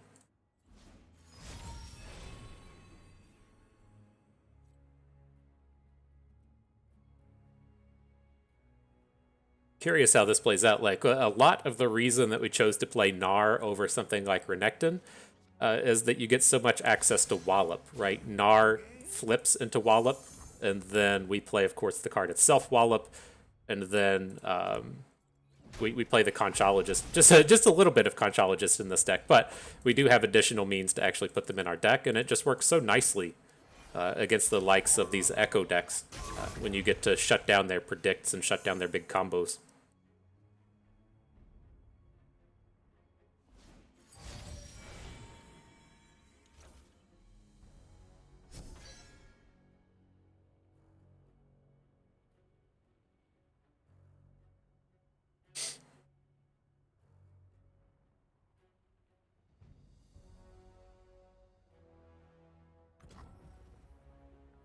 Does he have a punish for us playing Gnar here? Like, a 3-bank isn't that bad.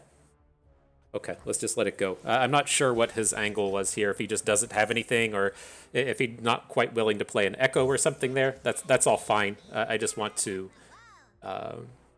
get Gnar down with a bunch of mana, right? We're not going to get a kill this turn putting a Papercraft Dragon onto a Gnar.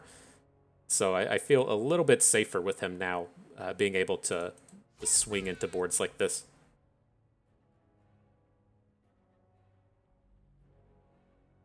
The thing I'm stopping to ponder now is what if he has another Scrying Sands, right? The -2 attack thing. It's not going to make a difference here. Let's just attack. Real good to see you.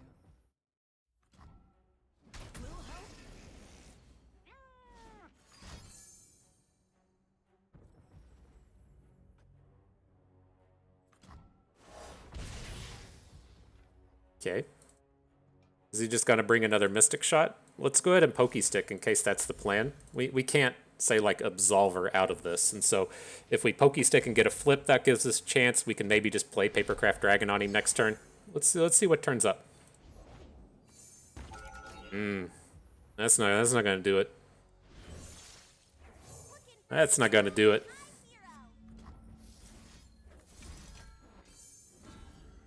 Does get a Zillion flip though, right? That's a little scary.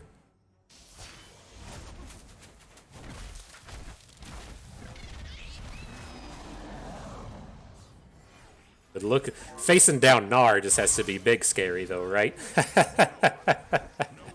Has to be big scary.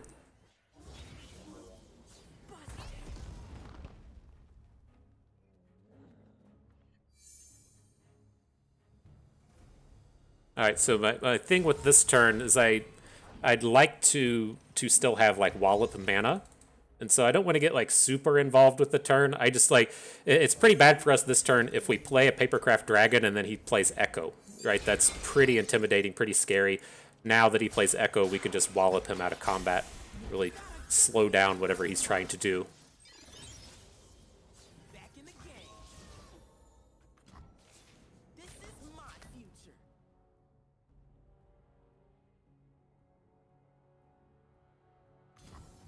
Okay, let's get rid of the unit. He can't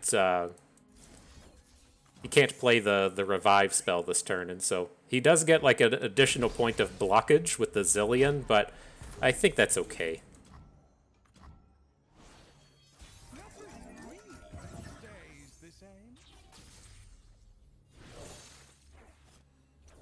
Alright, so where do we stand in terms of lethal now? We can get Gnar up to, at best, +1 from the Relic, +3 in total from the Absolver to have a total of 10 attack. That's not going to be enough to punch through here.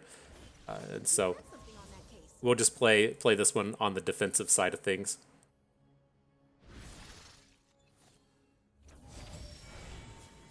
Predict draw, Rite of Negation's perfect. The only way we should be losing this game is if he has a Chrono Break. And if we have the counter spell for the Chrono Break, that would be fantastic.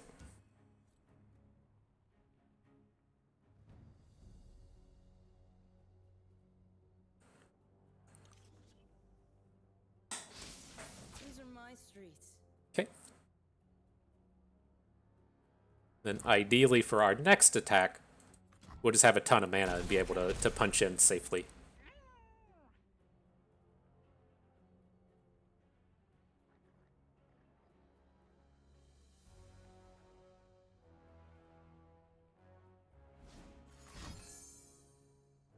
Okay, called shot's fine. Again, we only care about the big spell, the good spell, the scary spell, if you will.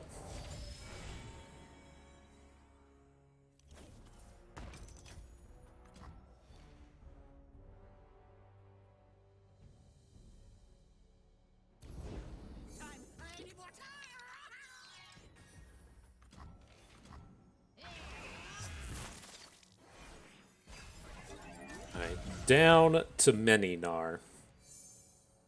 Heading topside. We'll crack this yet. Quickly. Don't touch it. It's like it's pretty tempting to just make this block and prevent as much damage as we can, protect our Gnar, and then stun the Echo.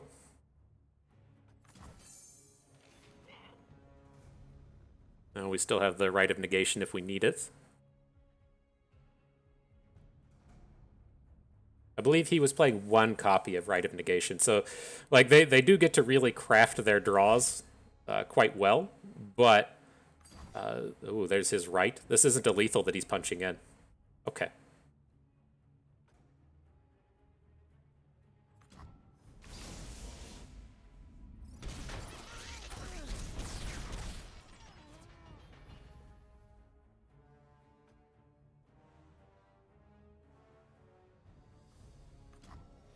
Alright, so we can do this next turn without a Gnar flip because we have the Absolver.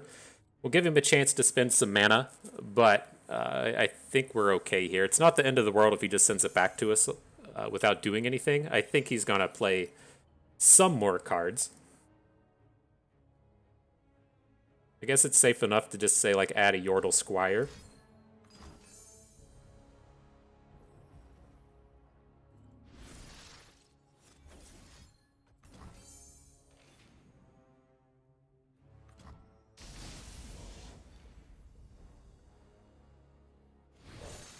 Alright, this gets us in a pretty similar spot.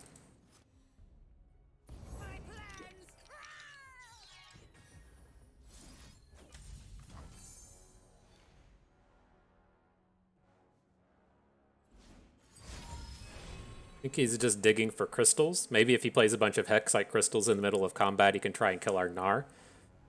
I think that's what's happening right here. Maybe otherwise he's just looking for another Scrying Sands or something, but I think this is all okay.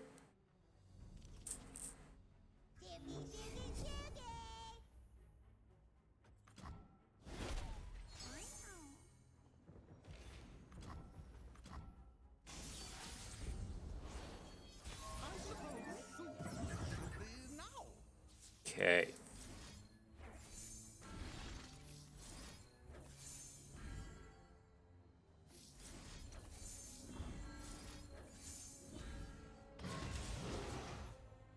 Emote. And bring it.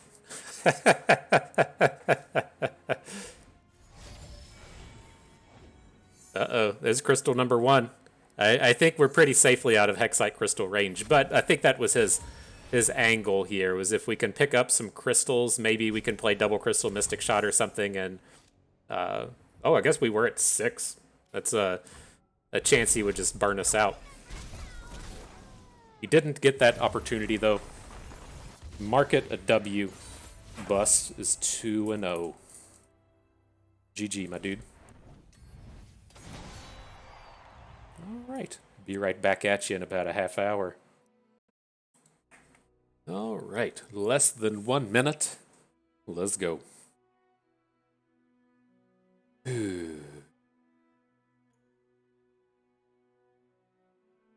Curious what excitement this will bring.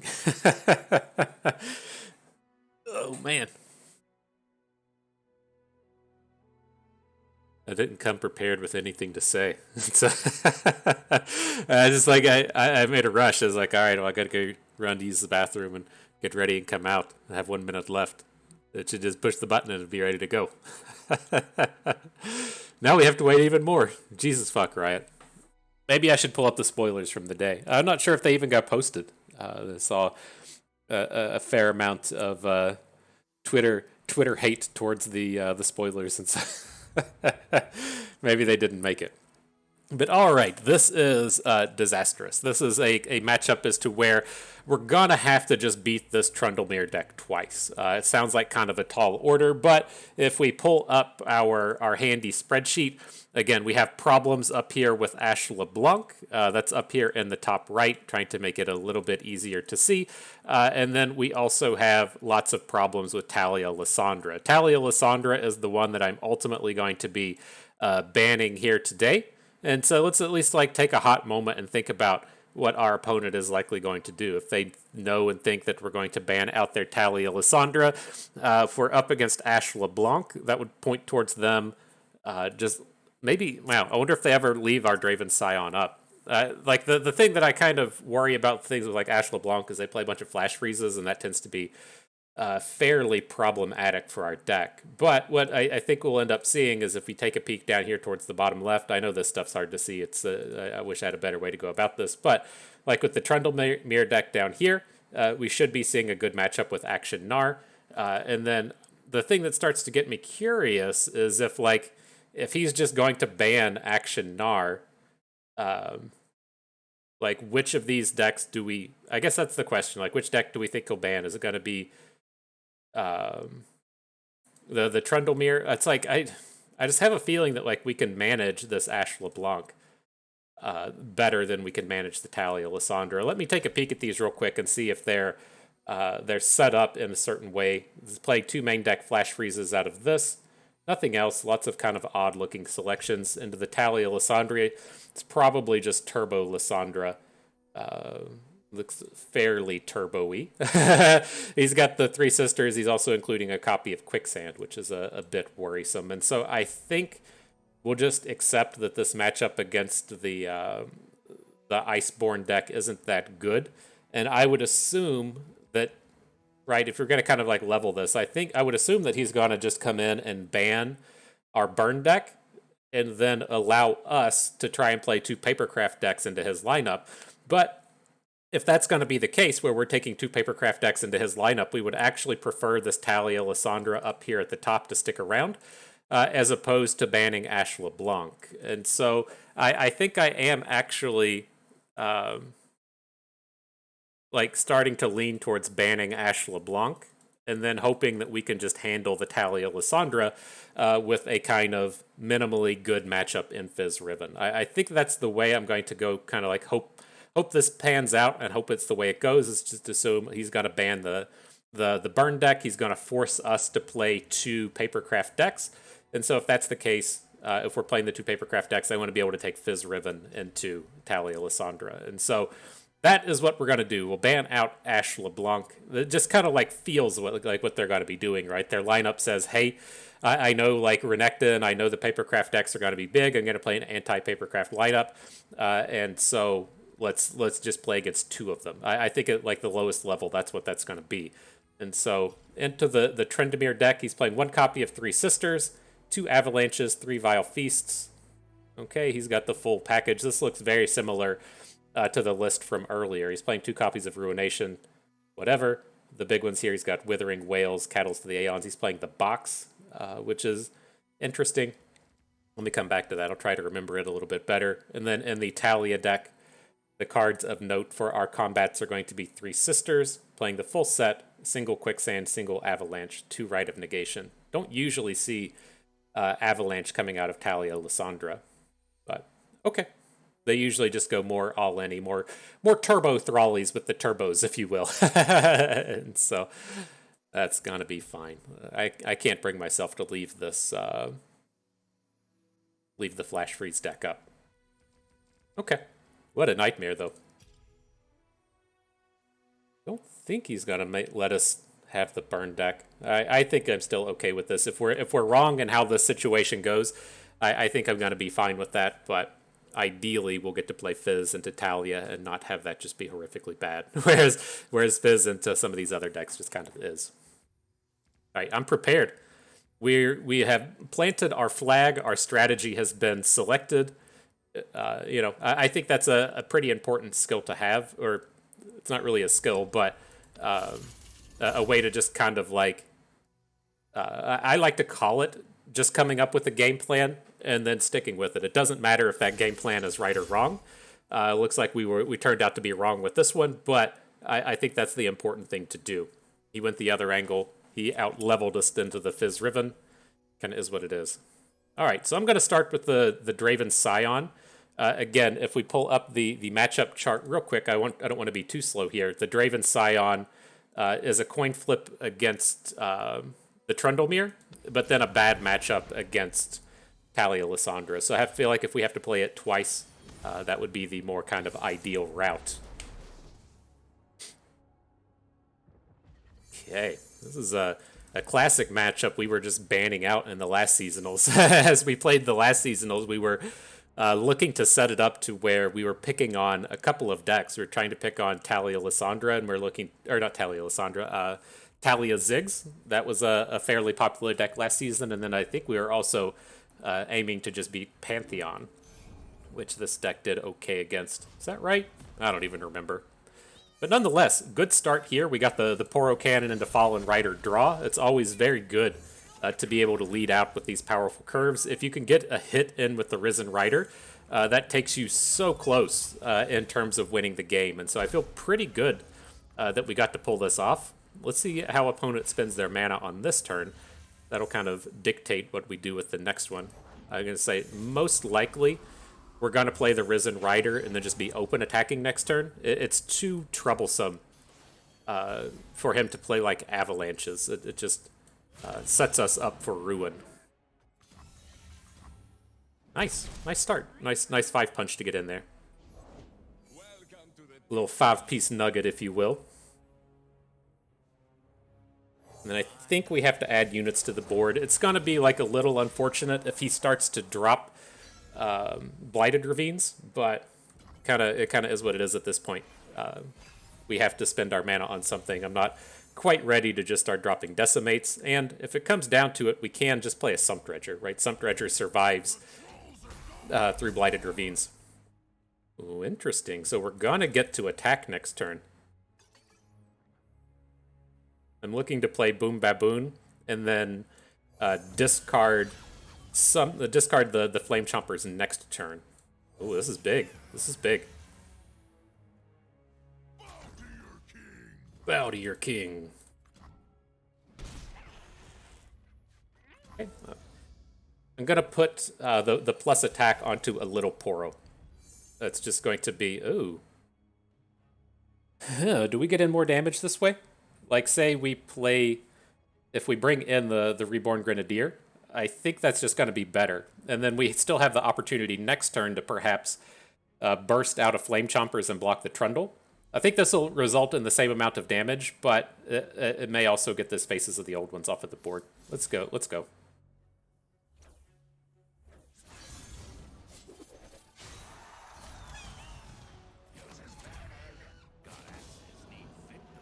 Combat.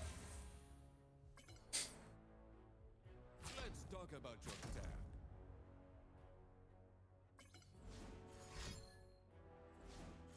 dad. Uh-oh. Oh my gosh, is this gotta be double Withering Wail? Okay.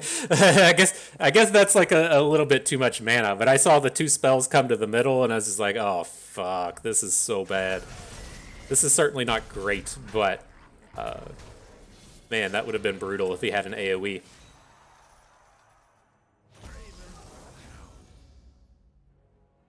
All right, well, we've reached the burn mode, and so we'll see if we can't start getting some of these Decimates to the face.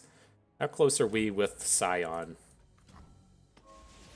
He needs us to play a little bit more. We can get the Sion flipped through Boom Baboon, but you typically would prefer to be playing Sion on your opponent's turn, so when you roll into our turn, we don't have to waste a bunch of mana. But or I'm sorry, when it comes back to our turn, we don't waste our attack token.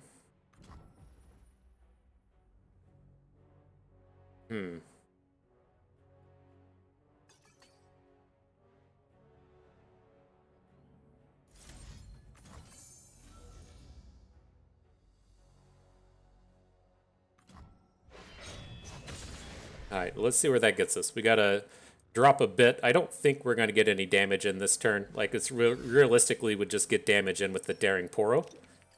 And so I don't feel great about that. Now we're in this bad spot as to where if we play Sion, he can still just be like, LOL, it's Feel the Rush. And so we really don't have a great chance of chunking damage in that way. And so the new question becomes, like, can you win the game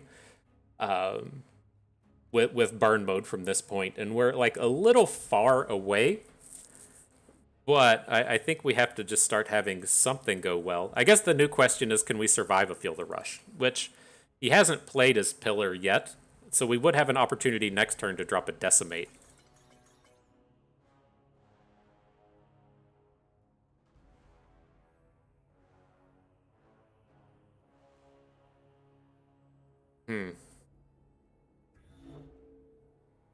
was trying to think if he plays, like, I think it has to be the Sion. It's like we have to just draw like 3 burn spells in a row otherwise. And so I would love to be able to get the Zonite Urchin down this turn, but it's like I'm kind of thinking as well. Oh, do we not? You know, fuck, we have to discard the Zonite Urchin to get the flip on Sion. Interesting. Well, we at least get to attack. Interesting. Right, so we need... Let's actually discard Draven. He's not going to do anything this game. But right, we need 2 attack to get him flipped.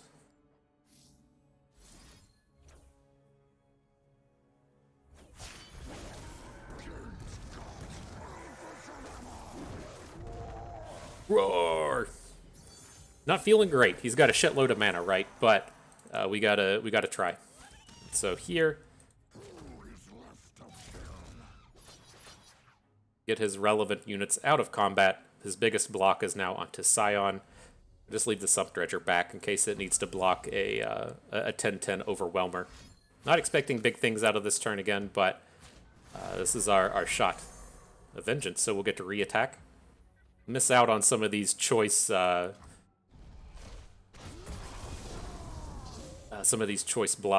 or some of these choice hits, but maybe this is okay.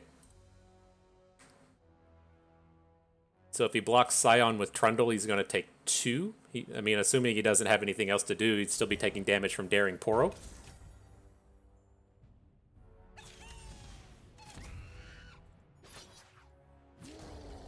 Right, we don't have any more vulnerables for the Trundle here. It's going to take 2 through him. Okay, at least we get him off the board.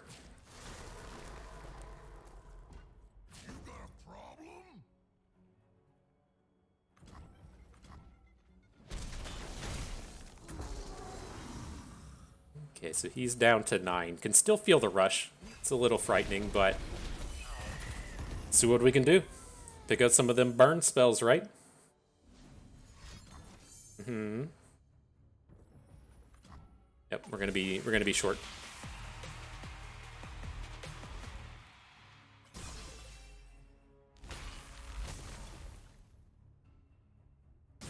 I was like, is this Trundle not flipped? Why is he sitting at such a low health? Okay. Got me good. Alright. Whew, so this is going to be tough. Like, that was a matchup we really needed to win. Because these Talia matchups are pretty bad. Again, we tried to try to get a bit of gamesmanship into that. It kind of felt like he might just leave up both Papercraft decks, since that seems to be what his lineup is looking to fight against, but we didn't quite get what we wanted. Again, up here at the top right section, trying to make it a little flashy up here, we were trying to get this Fizz Riven into Talia Lysandra, and we didn't get it. So we've got a couple of bad matchups against her. Okay, but we'll keep our aggro start here. We got to get dudes on board. We got to get to slamming early if we want to have a shot against this thing.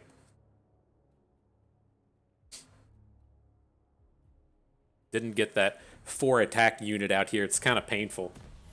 He's especially losing that previous game where we had our 4 attack unit on board and still didn't get to take it down.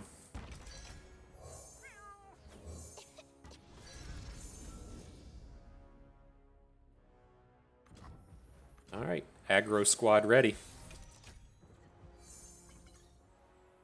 If he plays a 2-drop, I'll pull it out of combat. I really want to get this 5-punch in here. Right, we're about to get to the space to where these blocks just never happen, or these attackers never get through, I should say. And there is a chance for us to get this 4-attack Revenant through because of Fearsome and the 2 Daring Poros through. And so I want to try and just punch that damage in because it's very easy to block the Urchin and the Baboon for the rest of the game.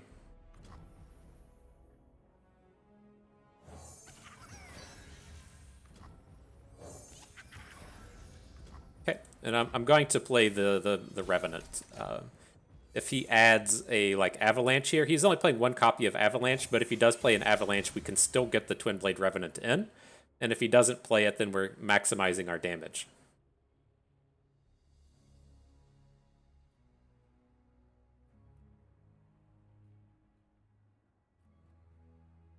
My thing of worry this turn would be whatever.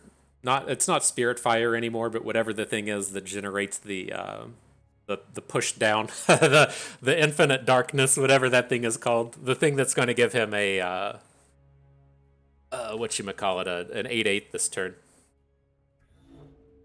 I think he's determining if he wants to preemptively play it, yeah, so that he can completely shut down our attack. Okay.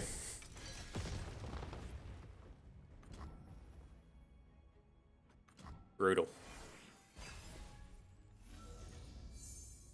Oh, we got a ton of burn, so maybe that'll be our saving grace coming out of this game. We can take this damage from here. That's not that big of a deal. If he has an AoE, like if he has a Blighted Ravine, then that's going to be pretty shitty. But we got to have something go right.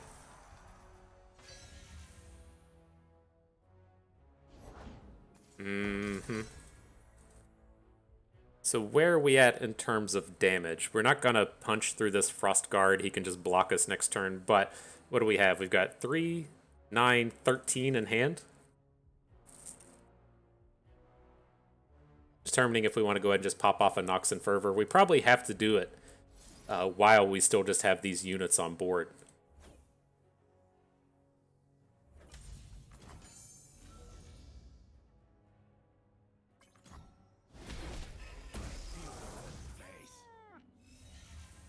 Aim to 16, I'll fall to 14 off of the Ravine. A little bit short, need a couple more burn spells.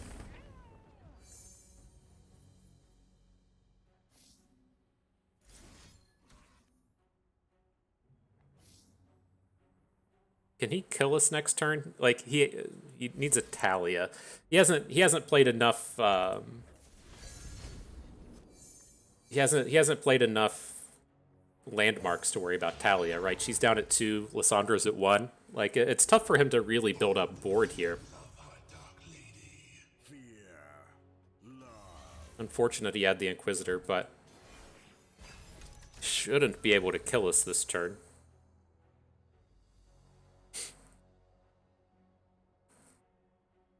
And if we can actually get wider than him, that would be pretty huge. Picked up another burn spell, so we're 1 damage away at this point.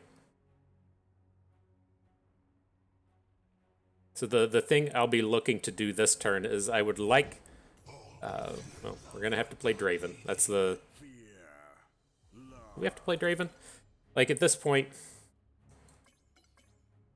You can't play Blighted Ravines anymore, right? We're just never going to deal ground damage.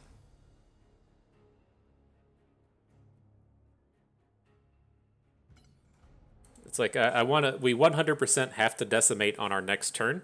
And then how much is this? Like 14 mana so far? So we'll say we'll need like, if we pick up another decimate, we could still play it next turn. I think we need to be spending 6 mana here. Let's just go ahead and play the Draven. And then we can have the Spinning Axe to discard if we need it. Or if we pick up another Poro Cannon, we might be able to deal a point of damage with the axe. I think this is okay, as long as we have 2 blockers here.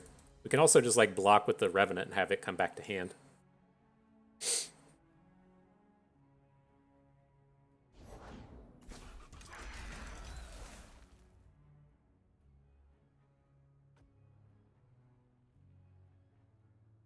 Okay. Interesting, he just passes.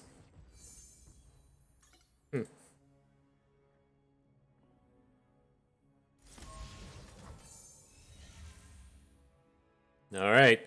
Well, who's ready to do some top decking? Are you ready?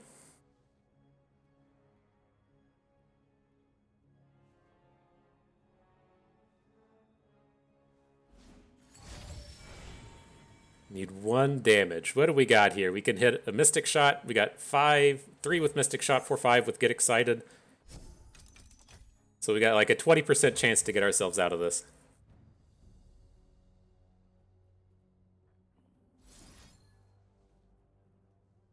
I guess the new question is there a way that we actually just survive this next turn? Like, I'm looking at doing this now. Let's get excited. We'll discard survival skills, throw it to face. And then maybe we get to drop in a surprise Reborn Grenadier and get a block in.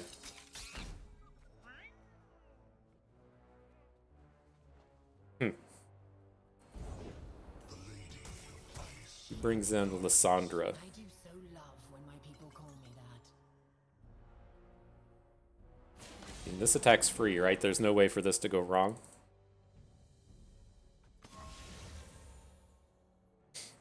And I think I want to go ahead and Nox and Fervor. I would ideally not be in a spot to where all of our burn gets counterspelled by a Rite of Negation. But it's worth checking out. I mean, weird shit can also happen here as well with this block. He knows we have a Spinning Axe in hand, so he may not be quite willing to block with these Inquisitors. Or if he wants to say, like, risk his big unit. There's no way he just takes this damage. But I don't think we want to kill these Inquisitors. We have enough blockers next turn to where they're not a big deal.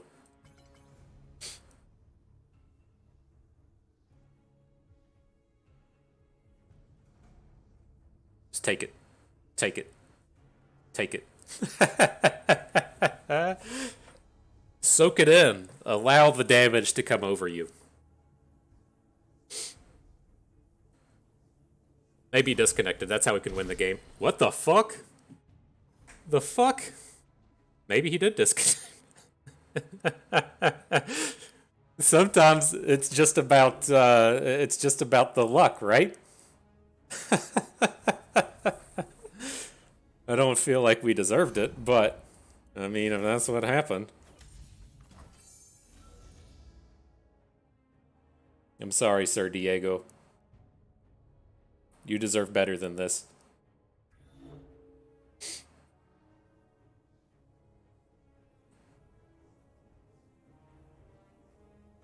All right. Victory in that game.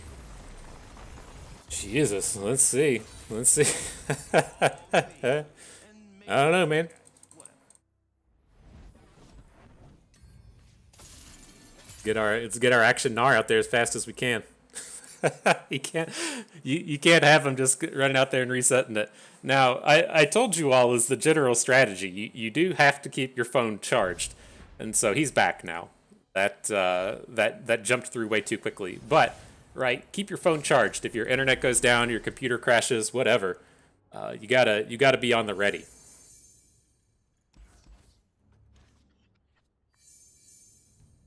Let's see. Like I said with this, I like to hang on to the Papercraft Dragons and then just mulligan for cheaper things. And so we got a Chronomancer.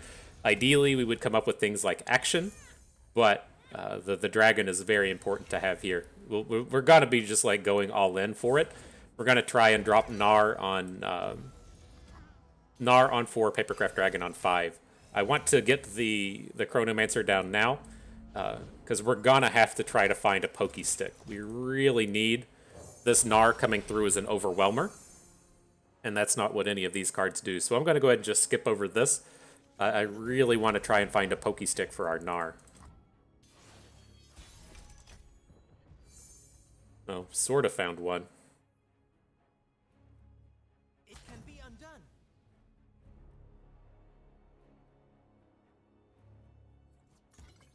We don't have to attack here, right? Say on turn... No, if we play Gnar on turn 4... Okay. See what I've learned? That's the way the mana will work. I mean, it's not going to be like a guaranteed lethal with this Gnar coming... Oh, shit, hang on. I was thinking... I had in my head that Gnar flipped into Pokestick. I was getting so excited about this Pokestick that we were about to pull off, and that's not the way it goes whatsoever. We may need a stun for this Frozen Thrall, though.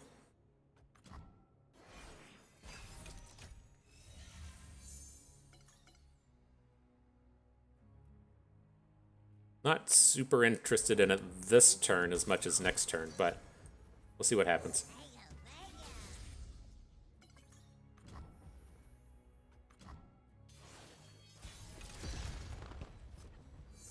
So many Gnars.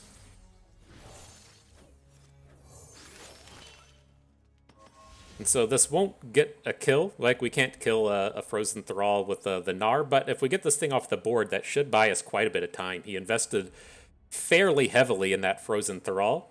And so it's going to take him a bit of time to get this other one going, unless they have like a the big minus attack thing in hand. And so I think we just pass here. We do have all of these like Gnar wallops, and so if we can get a flip, we might be able to just like wallop through this.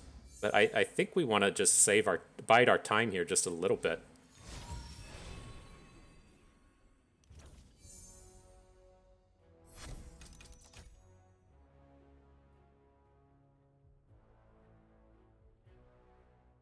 This turn, it also lets us do stuff, say, like Merciless Hunter into Lysandra, or at least put a hook into Lysandra, so we get the opportunity for better attacks. I don't need rules to know good from bad. I will weave my own Okay, path. little scary, little scary. Gonna find a gift for Renekton, right, Arda? Gotta find a gift for Renekton.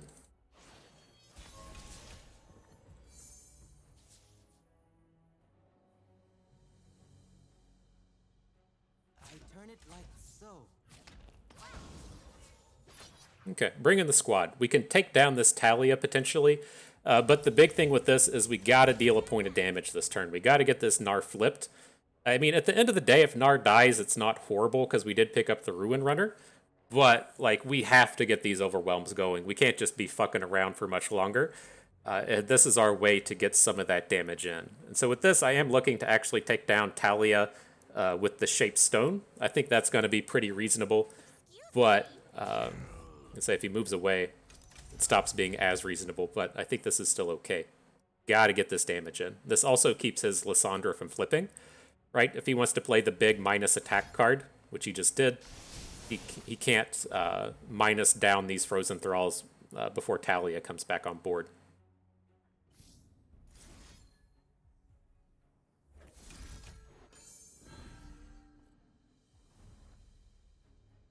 Oh no, we missed out on our Chronomancer damage, though. I just assumed he was going in. F. That's not good. Oh, we get this Pokey Stick, though. Okay. We finally got a Gnar Strike. Sure. Got a couple of stuns for those things.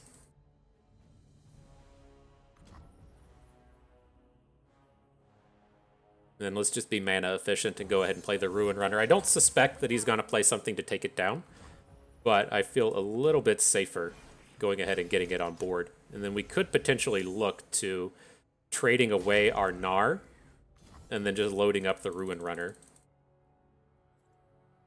I don't think I'm the hugest fan of that.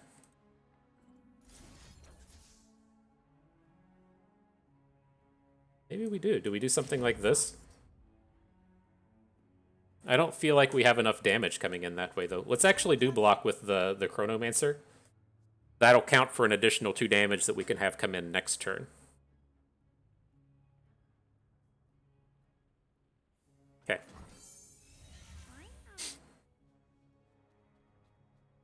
And then, of course, we still have this Merciless Hunter in the back to where we can maybe move some things out of the way.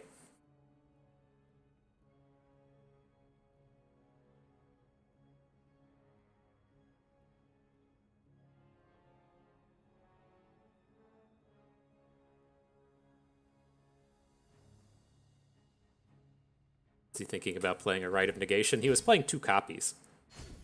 3 Sisters. Okay.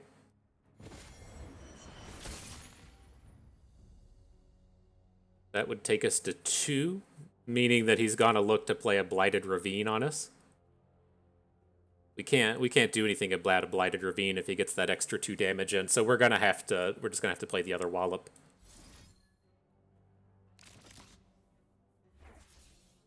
Unfortunate.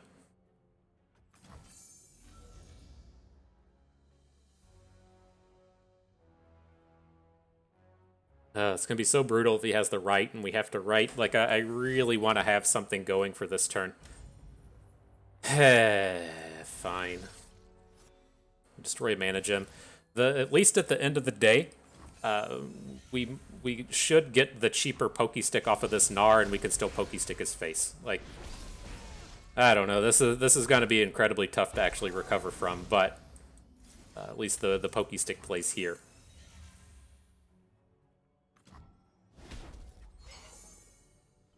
Bird, you're not really what we're looking for. But all right, let's see what happens.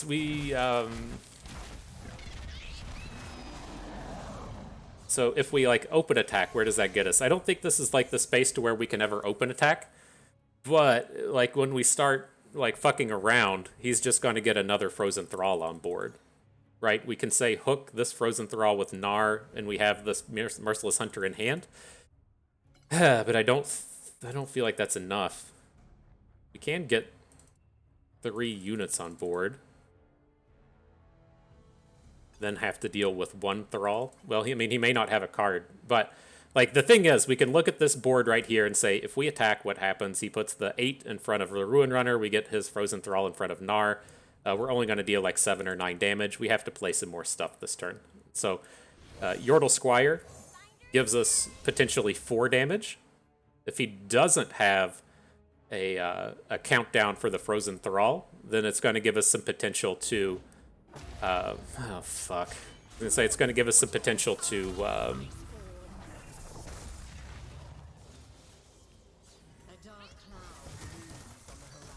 get in a bunch of damage. Now we have to deal with this Lysandra as well.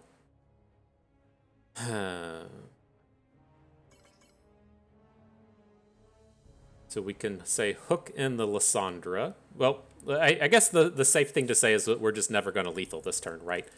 And so if we want to say hook in the Frozen Thrall here with our Gnar, that's fine.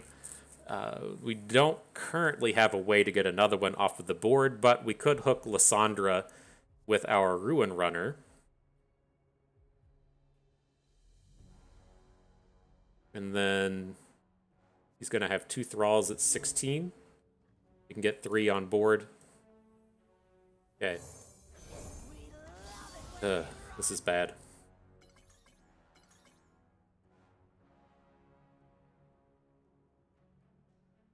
So I'm looking at hooking Lysandra with Gnar. I want to hook... I want to hook Lysandra with Ruin Runner. I want to hook this 8 attack Frostguard Thrall that's vulnerable with a tiny speared Gnar. And then after combat, we'll play the Vakiran Vagabond. That might actually change things for the better. Hang on. He just played Avalanche. That just like represents extra damage that we can punch in with Overwhelms.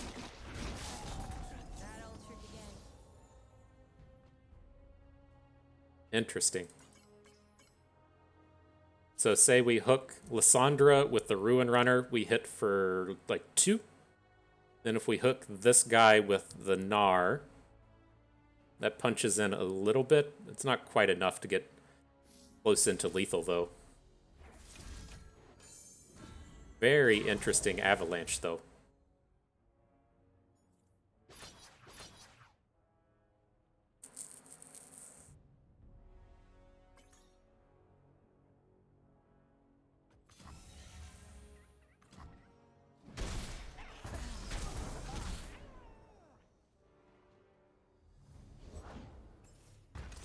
Yeah. So we're gonna have to draw a Wallop.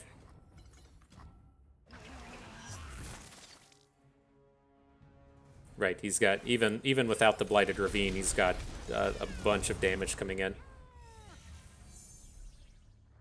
Damn, do something weird. All right, so we didn't get to catch it up at the end of the day. The only thing I'm kind of like curious with there was we had that turn to where he had the Rite of Negation, right? We played the double Wallop, and he had the Rite of Negation. It was just like, it felt really telegraphed in terms of him actually having the Blighted Ravine to drop down. And I don't feel like that we could have like risked falling to 2. We don't have any way to deal with a Blighted Ravine there. And so it's a little worrisome to have... to just let that go, but that would have been the spot to where I guess we could have said something as to where like, okay, we have to risk this happening because we can't win the game without a wallop through Gnar's blocking target. But I think that we were also going to fall short in terms of damage, right? I don't think even a Gnar, the Papercraft Gnar plus wallop, I think was going to end up falling short. And so I don't think it would have got us there, but I'm like 90% confident that he was setting up that weird fucking play just because he had Blighted Ravine in hand. And so I think falling to 2 there would have just been like 100% chance of lethal as to where we had some chances as the game progressed on otherwise. But a couple other things out of that. You see lineups come up like that, and you just have to win. It kind of is what it is. We talked extensively about how a lot of these bad matchups are going to be here, but they show up in such low volumes that you just have to be like, well, hope I get lucky and don't play them. And then if it does turn up, you can start hoping for the disconnects. But as I say with these tournaments, there's the people that are just like world class that are going to be able to regularly top cut these events. Your LSVs of the Runeterra world are just good enough to do it. But with someone of my skill set and my skill level, I have to have things go right, and we have to get a bit lucky. And if opponent had just disconnected out there, that's just one of those things. And so if you're able to dodge badge matchups or have something technical issue arise with your opponent, what have you, that's all just kind of in the sphere and in the realm of just got to have some things go right. And so hopefully we can make it the rest of the way. Those nightmare lineups like that won't turn up, but it kind of is what it is to a degree. And so we caught a real bad matchup. We at least got a win out of it. We were kind of close to getting the match itself, just fell a little bit short. So we'll prepare, move beyond, get ourselves ready for this next one. All right, next round coming upon us. I'm ready. I'm refreshed. I ate some of that delicious watermelon that I cut up earlier. You missed another round enjoying that treat. Not happening today. Not happening. Let's see. Hopefully, I wasn't surprised to see the Talias turn up. I was just surprised to see a matchup that showed up that bad. It's like I'm curious how much of Aphelios is actually out there and running around today. That's what it's it's like a kind of an odd space for Aphelios in that it hasn't been kind of like the consensus best deck, but I felt like it was a deck that was just going to kind of like make its way into a lot of lineups. Like you tend to say like, okay, well, the most popular deck is Twisted Fate Annie, let's counter that. Or you say something like the Renekton deck is the big and current popular one right now. And this is the kind of lineup that I was actually expecting to see a lot of today, is where we have Aphelios Victor, Twisted Fate Annie, and then the Talia Lysandra. And this is kind of, what we were expecting to have happen in terms of having to play against Lysandra. Not so much like that previous one to where it's just complete annihilation, but something more along the lines of this. And so if you want to pull up the matchup tables, I am going to ban out the Aphelios deck. Things do look, a little bit more positive when you're up against the Victor versions of this deck instead of just being up against the Vi Zoe version right up here in the top left where we have this Aphelios Victor match. But I'm still looking to just go ahead and get rid of this one. We'll risk the bad matchups against Talia Lysandra. And so, I could certainly see an argument for saying, well, the matchups up against Aphelios Victor aren't as bad, but I feel like this is the space to where we're gonna have to play Draven Sion. I don't think that one ever gets banned, and then he'll maybe ban Akshan Gnar, probably look to ban Fizz Riven. But at either rate, I'm still just going to ban out this Victor. We could take a peek at what he's actually bringing to the table. I'm not super sure in how these people like to come out and meta their decks. He is playing a single copy of Hush. But I still don't really want to play that. Let's take a peek at the Talia Lysandra real quick and see if they're doing anything weird. This is what I expected a little bit more out of Talia Lysandra's. He is playing the single copy of Quicksand, only 2 copies of Three Sisters and not the 3 that we saw before. But this is a little bit closer, just kind of all in on the Thralls, if you will, as opposed to the previous guy that had a bit more board control in his deck. This is going to be a pretty standard Annie Twisted Fate. 3 Riptide Rexes, sure. Bunch of removals, you got it. 1 Crack Shot Corsair, 1 Legion Saboteur. I'm not familiar. I don't feel like these decks usually play this kind of early game package coming out of the Twisted Fate deck. I think that's probably okay for us to deal with. 2 copies of the Slinger, 2 copies of Death's Hand. The big thing that I'm interested in is his damaged-based removal, where he's playing the full 3 copies of Disintegrate, the full 3 copies of Ravenous Flock, but not playing any copies of Scorched Earth. And so the Disintegrates are the only thing that would potentially come in and snipe off our Overwhelm-based or our Papercraft Dragon-based units. And so, yeah, we're gonna deal with this Talia Lysandra. Frozen Thrall, 2 Imagined Possibilities.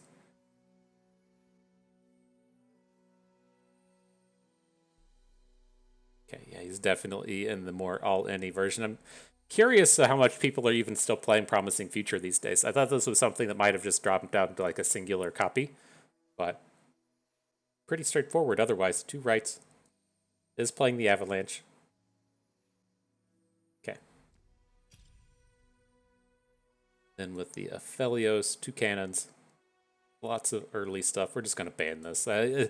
It's like I keep questioning myself as I see, like, I know that the matchup against this is just a little bit better than it is against Talia, but I always just have such a struggle against this deck. I really don't want to be bringing in this matchup, and so yeah, that's what I'm going to do. I'm just going to ban out the Aphelios, deal with the Talia. Maybe we can spike one off of Talia, but at least kind of the idea with this lineup as well is we do have pretty decent matchups against Annie Twisted Fate. That's one that you can see right here. And so if we do have to play against Annie Twisted Fate, then hopefully we're in a decent enough position to try and 2-0 it. It's kind of interesting seeing the Akshan Gnar matchups actually a little bit worse than the Fizz Riven against both of these decks. I'm curious if he keeps up the Akshan Gnar or what he actually bans here. But the Draven Sion, pretty decent against Annie. And I always feel like we have a shot with the burn deck. Sometimes you just get in there and you get lucky with it and stuff. It's I always feel pretty good bringing in the burn.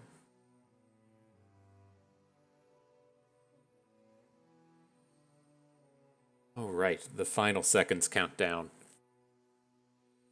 The wins are imminent. I feel it. That's all you need to do. It's not about skill. It's not about who played the best.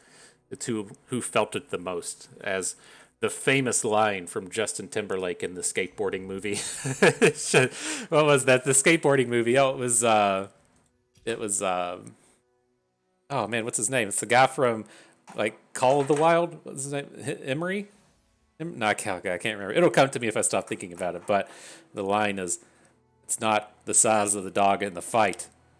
It's the size of the fight in the dog. Am I right? God, you all are so motivated now. Let's get ready for it. Let's bring up the Draven Sion. We do have the pretty even matchups with the Fizz Riven against both of these decks. So again, we do have what is statistically a pretty positive matchup with Draven Sion against the Twisted Fate Annie. But it is pretty horrible against Talia Lysandra. So if we end up in this space to where, say, we play Fizz Riven and then we beat Annie and then we get stuck having to play Draven Sion against the Talia deck, we're pretty in a pretty bad spot. So at least with this way, if we start with the Draven deck, if we get Draven against Annie and then just win, then great. And then if we get Draven against Talia, then we ideally get the chance to play it twice. But let's see. Horrible start, though. Horrible start. He did bring the Twisted Fate Annie, though. So we got the good Draven matchup that we are looking for, but we need to find some early game stuff here to do. The Reborn Grenadiers, like, not worth keeping unless you already have some discard stuff, and then they don't play that fantastically on the even attacks. It works out okay here because we have the Poro Cannon, but you can have pretty bad turns with this thing. But all right, I'm going to look to go into the second turn. We'll get a Fallen Rider on the board as opposed to dropping the Poro Cannons now.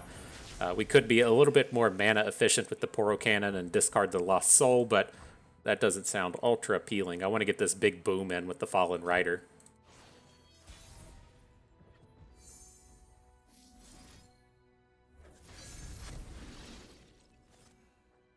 Oh my gosh. What? Oh my god, we misclicked it. Did we? What just happened? Oh no, okay, we're fine. I was expecting the Reborn Grenadier to come onto the board. I just had like the biggest brain fart. This is okay. This is okay. We got the 4 damage in. Wow, I saw the Poros come into hand. I didn't see one of these Grenadiers come onto the board, and I was just like, oh no, what a disaster. But turns out everything's okay.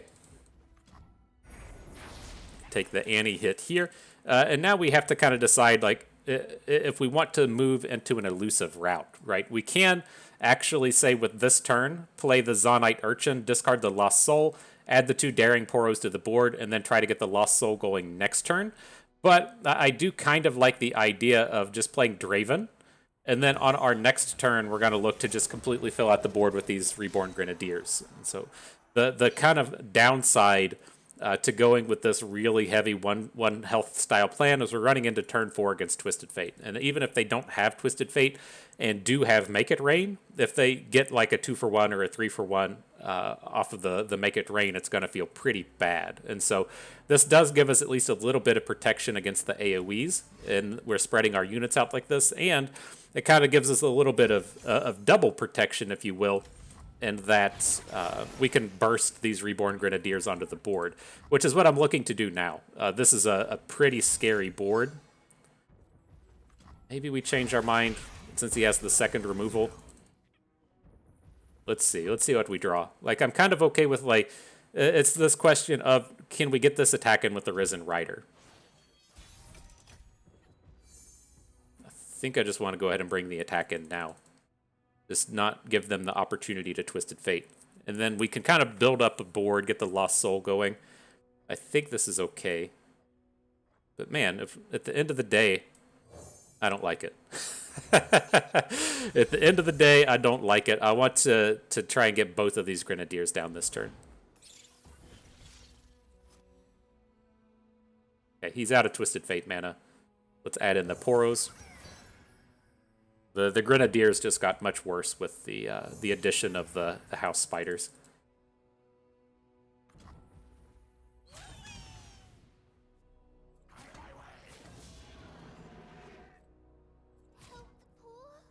Might as well bring it. Let's say if we get to clear out this board, it would be kind of nice. He has a Ravenous Flock, okay.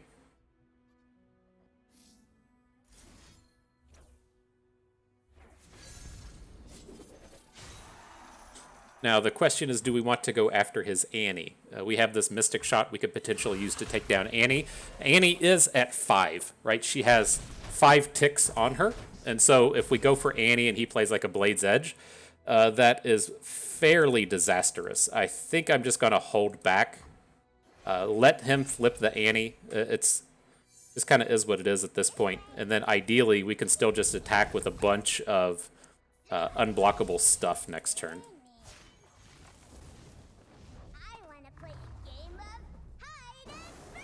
Hide and seek. So we take 3, not the end of the world.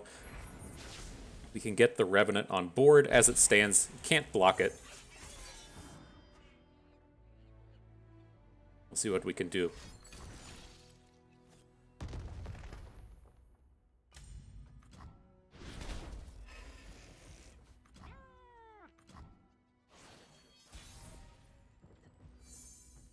All right. Let's bring in Draven. It's like, well, he can't Tibbers. I guess Tibbers is like the real downside to this turn. But how much do we even care, right? Let's stop and look at this real quick. So we play Draven. He drops Tibbers onto Draven. Tibbers kills Draven. Then it also kills the Twin Blade Revenant. And then we get to follow up with Sump Dredger plus Reborn Grenadier, which he's probably going to have to do some amount of blocking on. I think that's okay. The way that this turn feels really bad is if we just like attack with everyone here. And then he's just kind of like, LOL, it's a Ravenous Flock or a Make It Rain or something to take down our Revenant. And so I think I'm pretty okay with him doing this, right? Tibbers onto Draven.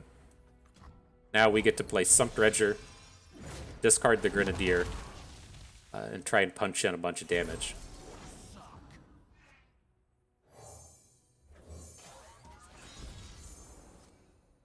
Pick up the Poro Cannon. No friendly neighborhood Poros we can drop on the board. No mana for that this turn.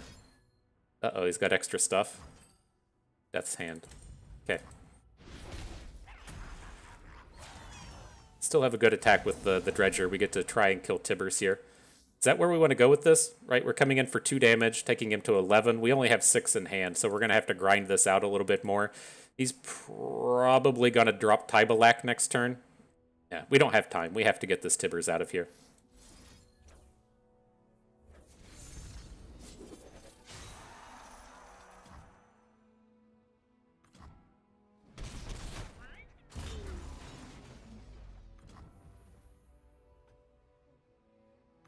All right, Poros, you are gonna be our big protectors for this one. He drops Tybalak. I'm gonna play the Revenant. This has the most health we can bring. Okay, blocking.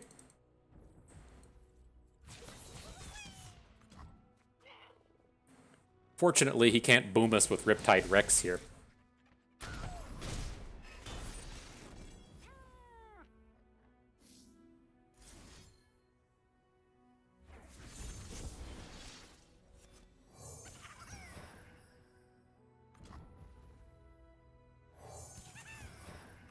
So where are we at in terms of damage now? We've got 4, 5, 6, 7, 8, 9. If we want to play a burn spell next turn, we can play all of them except for Decimate, right? Next turn we'll have 11 mana, so we'd be 1 short. I'm willing to risk that. It's okay. We might have to pivot and try and Mystic Shot this Tybalak, depending on how things go.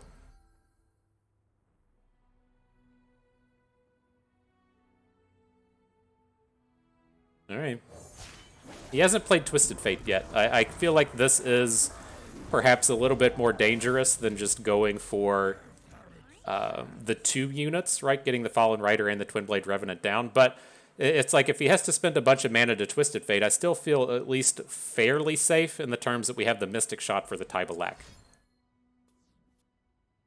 And then if he's going to spend like a bunch of spells to kill Sion here, that feels pretty good when we're at 6. And he's not sending burn spells to our face.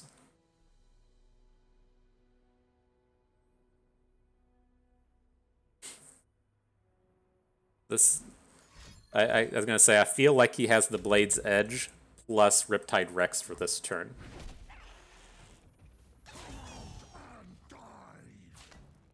So he's going to block, fall to 2. He's going to play as Riptide Rex, and then we can drop the Mystic Shot. Right? The board isn't completely full. You still get the opportunity to put spells on here, right? Okay.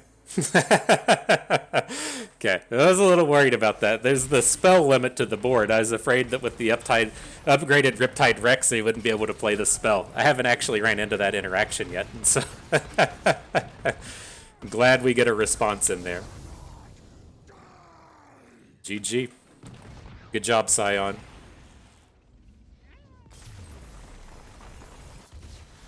Okay, so now we get 2 shots with Fizz Riven. That was a very important match to win.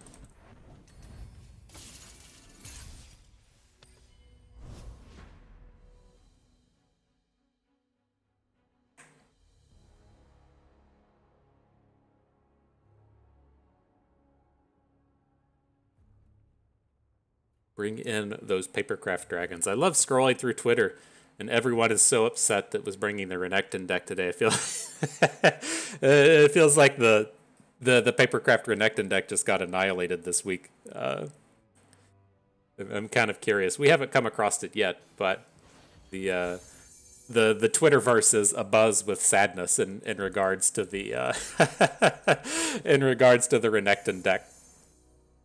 But all right, anywho, as I mentioned with the Fizz deck, I like to start with Papercraft Dragons and Reforge cards, and so we kept our Reforge card and then just mulliganed everything else away, and we picked up a pretty decent start here with the Climber plus the Papercraft. We need a way for the dude to get overwhelmed, but we got some time.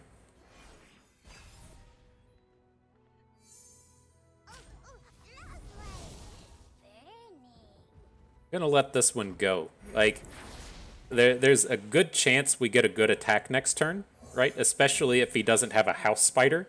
and everyone gets to come in. He did have the House Spider, so it's a little unfortunate, but not the worst thing ever. All right, we're going to sit back on blocking duty at this point. Oof. Riven makes an appearance. Cool. Is that all you got? So I'm gonna start to go for it. We need to see if we pick up the Overwhelm fragment. We did not. So that gets a little awkward. We can pivot into trying to kill with Fizz at this point, but I was really feeling better about having the spell shielded options, and so I think Fizz it is. We do have some protection this turn in that we have the Face Sprout in hand, so we can drop Fizz and then have a bit of protection.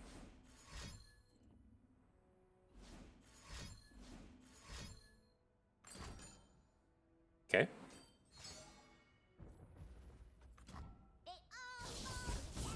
Rip Riven. You fought valiantly. Did not survive the day though.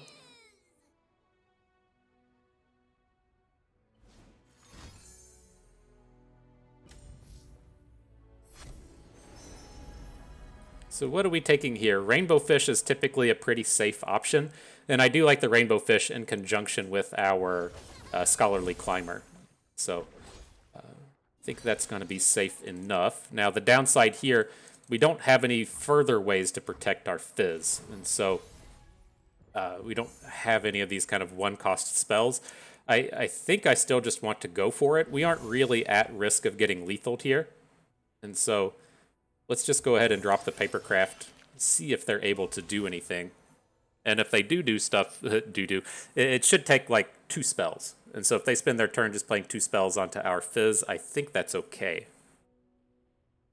But more importantly, like if he gets invested in this Fizz, we picked up the kind of full combo, if you will, between having the spellcraft thing, whatever you were called, the spell shielded thing, the double strike thing, and now we have a might. I'm a people person.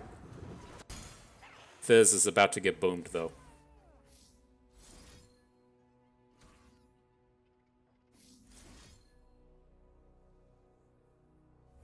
I'm going to save our +2 attack fragment for the next turn. I don't think Fizz is going to survive this, and so I don't want to waste the +2 attack. We can save that for our climber.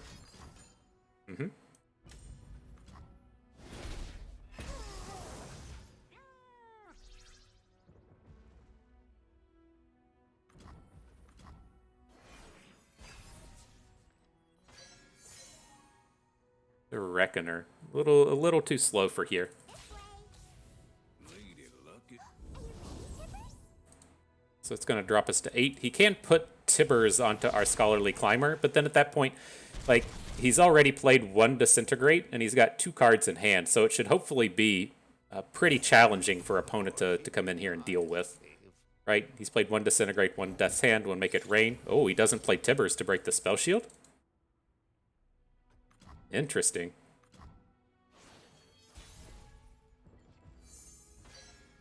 How close are we into the lethal here? We'll have 5 mana, so we would just have to get this with Overwhelm. So it'd be 7, 10, 7, 8, 9, 10. Coming in for 20. We would be short through Annie. Oh, but we have the Blade Fragment, that's right. We saved that thing for a reason, right?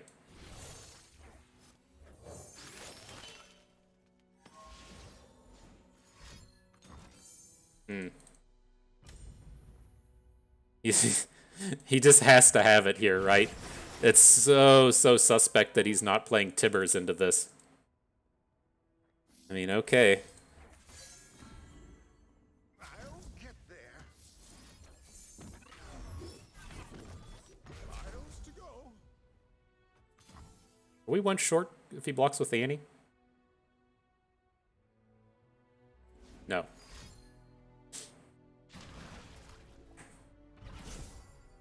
Alright, I think we did it. He's really short on mana now. Favorite aminal. Looks like a lethal. But that was so strange, right? That he didn't play the Tibbers on his turn to break the spell shield and then come into our turn. Like, it felt like he was lacking the means to take down our unit. But hey, we did what we were hoping to do with this set of matchups. We were hoping that we would be able to pick on Annie Twisted Fate, and we were able to 2-0 that deck. And so, you know, a little bit of taste of what we were hoping to pull off here. Again, from the idea with this deck, we just ban out the Victor deck. This matchups against Talia were pretty bad. Was a little surprised to see them not ban Akshan Gnar, since Akshan Gnar, while not a decent matchup against Talia, is a pretty strong matchup. Well, see, that's the one that I think that they would want, right? I'm surprised that they aren't banning out Fizz Riven. But worked out in our favor. We got the W. Hopefully we can continue on with a few more of these. We'll be back in 40 minutes. Man, a lot of time to practice and rest for the next round. We'll see you here in a bit. All right, the next round is upon us. The ready button is pushed.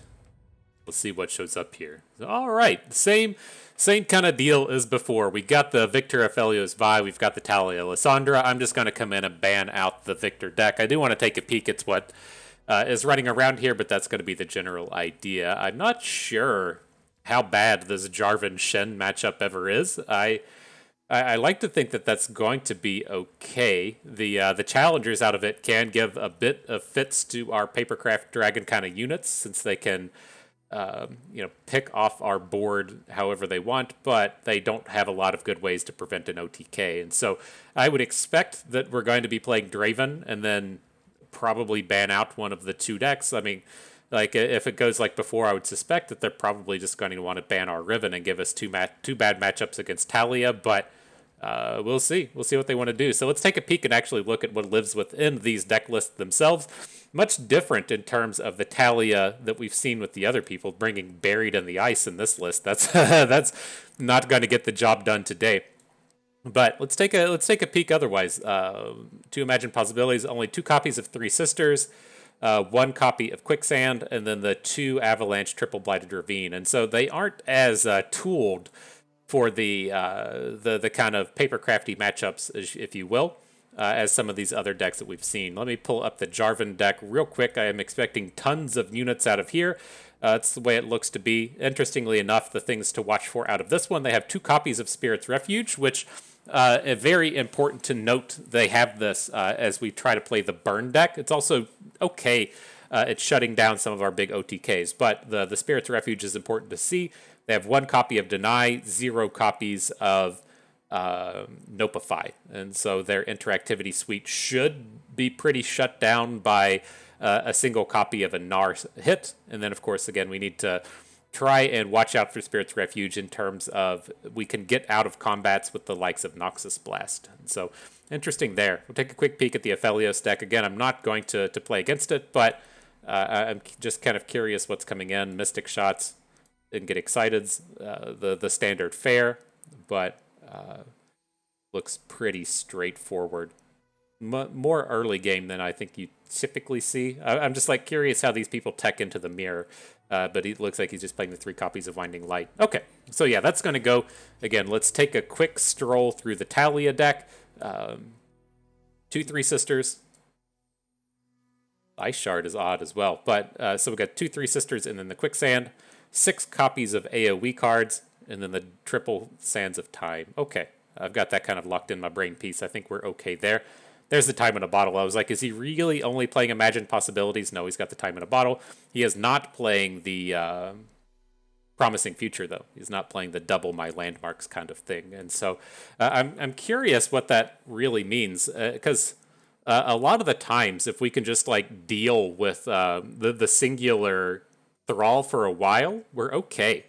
And so when they kind of give up on that ability to get 2 and 3 and 4 Thralls on the board, I think that's kind of an interesting aspect seeing out of this one, is that we might have an extra turn against this deck compared to one that is sporting the Promising Future. But we haven't seen a Promising Future land all day, and so maybe it's not that big of a deal. But back to this one. Birds, Broadwings, Standard, Brightsteel Protector, okay. No Durandi Sculptor. aren't proteges in here. These are just dudes. I don't know. Who cares? They're dudes, right? The big things coming out of this. He's got 2 single combats, 2 sharp sights. Okay, he is playing a big health boosting package, which could be relevant for our double attacks when he has the both the twin disciplines and the sharp sight. So he has 5 ways to pass out 3 health. Important to note, but we're gonna have to probably look to again just like build up some stuns. To send into a game-winning attack or get 2 attacks, but see what they ban, see what they got to bring for us. I would suspect that they're just going to ban out Fizz Riven, at least from like my perspective. That seems like what would be good for them. But I'm really surprised that more and more opponents aren't just letting us play double papercraft decks. I figured that's something that they would have come to the party prepared for. Can't remember if the Shin Jarvan's matchup's bad. It seems like one of the things that popped up in my mathematical lookings into the good and the bad matchups, and I was just like, yeah, I'm never playing Shin Jarvan. But I think this might have actually been a positive matchup against the papercraft deck. But all right, we're banning the Vi, the Victor, the Aphelios, if you will. Come on, bud, you want to hang out? No, you just want to claw me a little bit and make meows. Curious. We've already made our decision, but let's see. I want to see what those Jarvan matchups look like. Let's see. Yeah, see, it's got a pretty positive matchup against the likes of Akshan or Nectin. I thought that that's what it was going to look like. It's like one of those decks I remember seeing, but I was just like, yeah, I'm never playing that. 0% chance I'm going to play it, but does look like it is positive against the dinosaurs. But I'm not sure if that translates into being good against Gnar as well, right? One of the big reasons that we bring this Gnar is because of the pokey sticks and the pokey sticks and the stuns. And so I like having... It's a little bit different than what you can do with the Renekton version. But the matchups into Talia, the Akshan deck is worse into Talia than our Riven deck, and so I'm going to lead off with Akshan. So if we need to play against the Talia deck multiple times, we get some additional shots at it. He leads off with Jarvan. Okay. Curious how this goes. I haven't played this matchup yet, but it should be pretty similar to playing against like Scouts and Bard and stuff.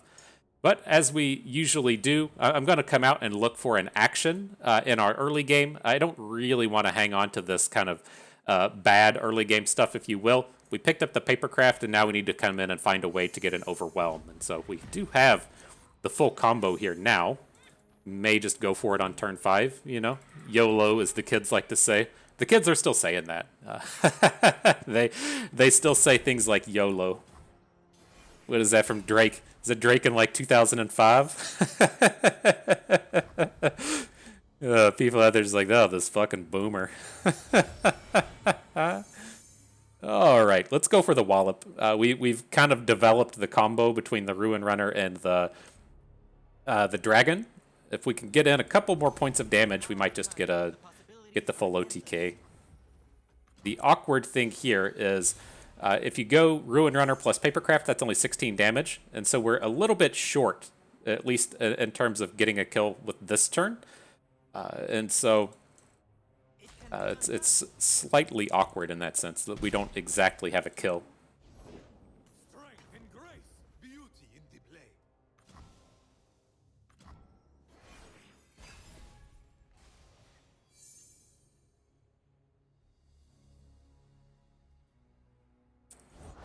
You're covered. Okay, I ain't scared of this. What do we got? Don't need any more Papercraft Dragons, but I think I'm okay with more Ruin Runners now, just in case things go wrong with the first one. Unless, like, yeah, I think that's fine. That's good. And then maybe on our final turn, we're coming in with both a Ruin Runner and a Ruin Runner plus Papercraft Dragon. Maybe we can pull something like that off. We have to start playing them now, but I think that's okay. So many Ruin Runners. Said Ruin Runner, come to the party, please.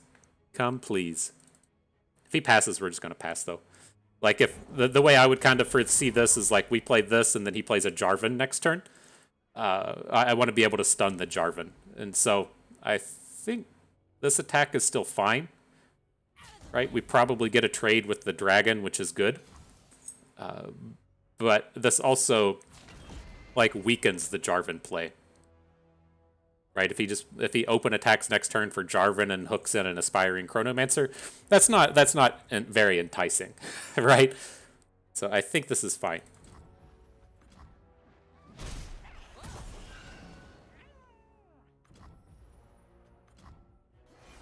You want to be on the internet again, bud? Here he is. He's getting upset that we aren't giving him quite enough pets, but he'll make it. You'll make it, won't you, duder? There's the Jarvan. Okay. Take a couple points of damage, not that big of a deal. The bigger deal here is we're a point short of lethal.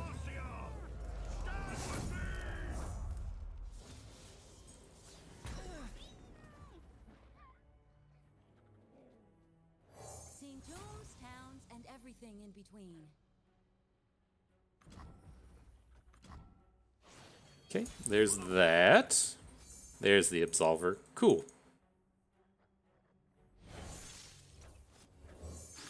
Maybe that'll be enough to do it. Look at this party coming right at you. Is Cataclysm, is this going to kill our unit? Does Spell Shield stop Cataclysm? God, this is such a thing to know. I don't remember. I don't remember how this interaction works. I guess we're about to find out. The Spell Shield gets popped, right? Right, this is always the awkward thing with Cataclysm, is if you look at the eye, how's this work? Is Jarvan's attacking, but we're not blocking?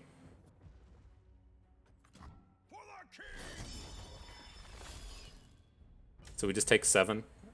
Okay. I guess that's fine. And we have to preemptively Absolver. Otherwise, he can just let it come in.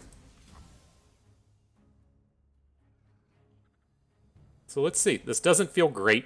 He can hit us with like a single combat. He can hit us with a concerted strike. But we're presenting a lethal. So he's going to have a detain.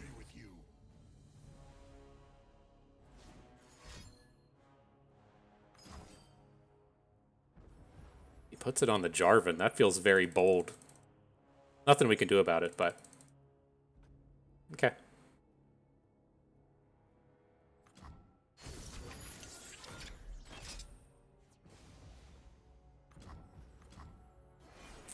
Alright, so he's going to start doing stuff, and then we're going to have to pivot and try and get this with a different way.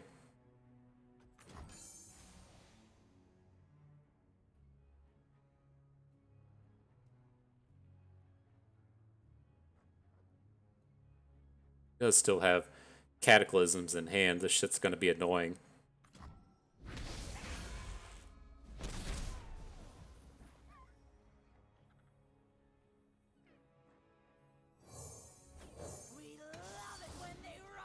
See where this goes. I want to perhaps build up this turn to where we're able to hook Jarvan away from combat and then get a fearsome attack in.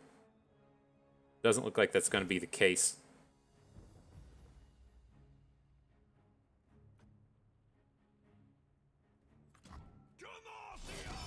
At least for the moment. He's going to get barrier. We have to stun.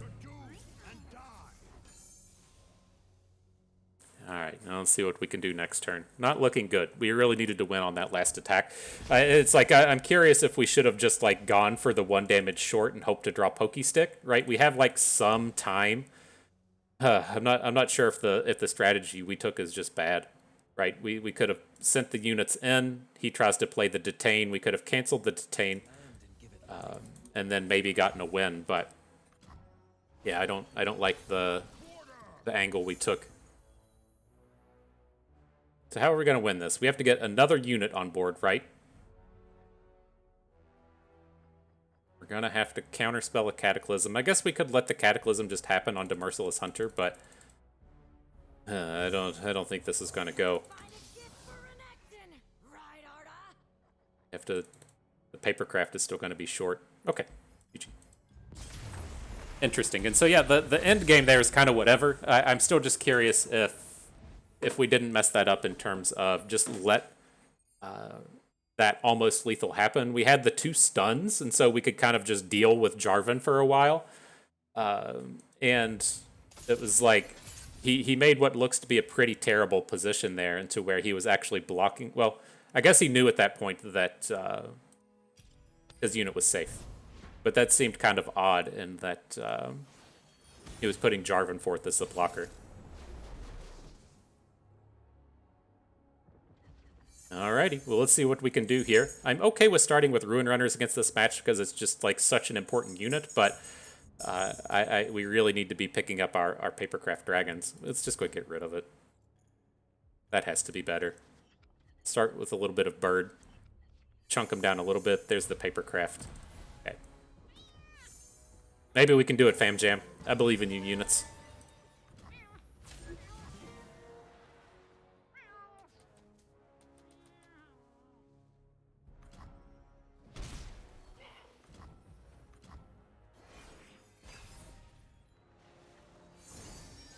Where does that land? Very important where the point lands. It's like I want to be protected from things like Blighted Ravine, and so I'm going to go ahead and drop the other bird to see if we can't get a 3 health Conchologist here. It would actually be quite nice. That landed on a Papercraft. Okay. Battle Step it is. We just go with the Ruthless Predator. It's like I'm trying to envision these places where we just take the Ruinous Path and go for the burn plan because it's super sweet. Let's be real, but I'm not gonna go for that here. Do we actually want to take down the Lysandra? Probably not. Let's just punch in a couple points of damage.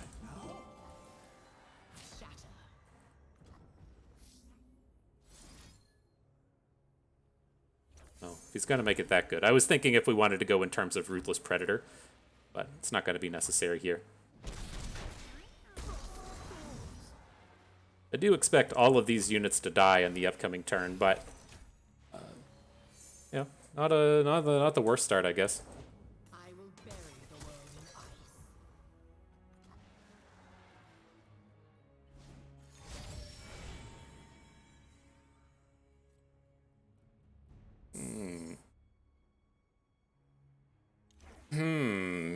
Interesting. And so, we do have the opportunity for a pretty big boom on this upcoming turn. We can Papercraft Dragon the Conchologist. That gets him to 6. We can try and push lethal here.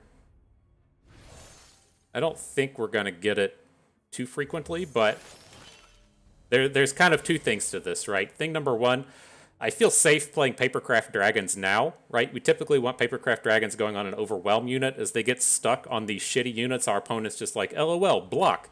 But since we have the second Papercraft Dragon in hand, I'm kind of okay with just sending this guy into battle. And so he does have the free block with the Harbinger now. But as we come out here and try to build up board, we have this Ruthless Predator to hook 1 unit out of combat. We have the Merciless Hunter to hook another unit out of combat. We can very realistically come in for a lethal with this Conchologist through whatever he's trying to dirtle around with out here.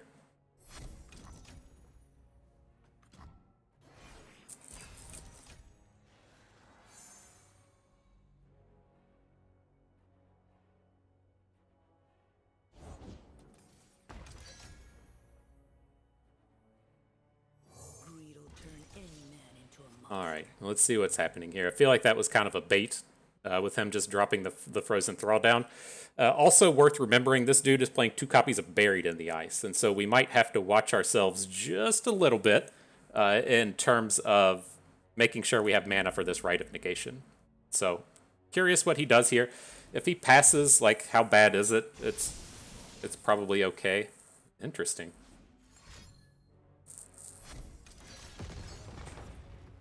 How many of these dum-dums do we have to deal with next turn? We have to get 2 things out of the way.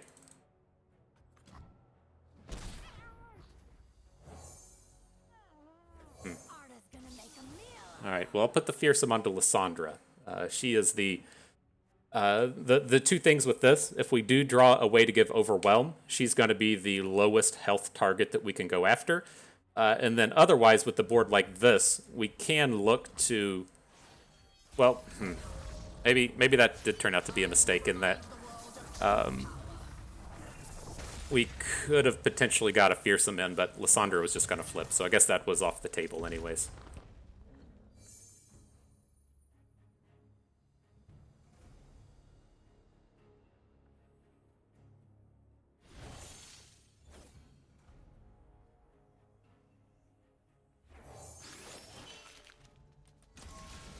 Alright, let's see what happens. We can counterspell Buried in the Ice, but fairly scary turn.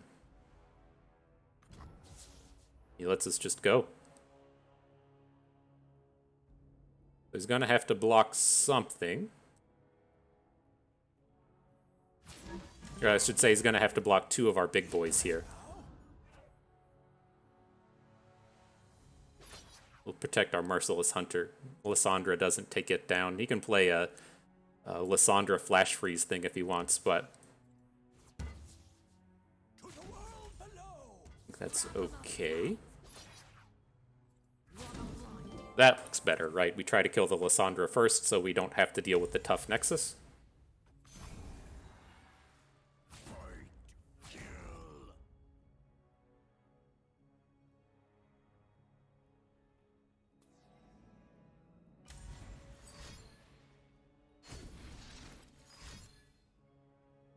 That's annoying. We don't have to worry about Buried in the Ice anymore. But I would like to get this Lysandra off of the board. It's just such a huge investment to try and take Lysandra down now, though. What's he going to have? He's going to have one Frozen Thrall. It'll attack us down. If we no block it, it's going to take us to 8. I think we just have to accept this board.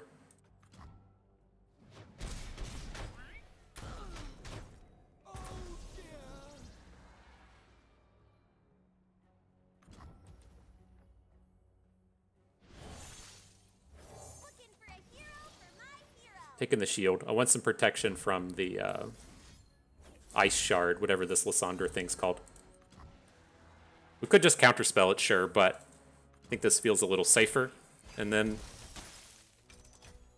we can counterspell it if we have to. Don't really want to, though.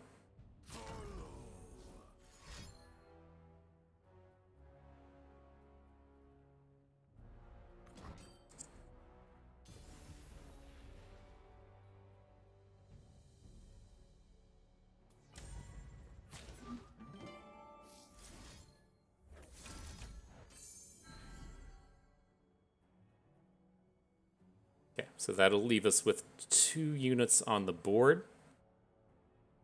Then we can add the Papercraft Dragon just like naturally to the board.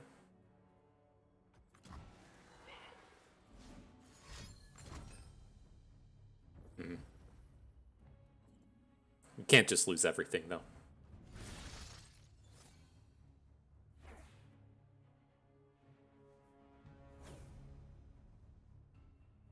So we fall to... Okay, that took it a second to refresh. We fall to 4 like this. So we can still survive a single Blighted Ravine. We'll die to 2, that's whatever. And then now that our units should be surviving here, we can potentially kill with an open attack next turn.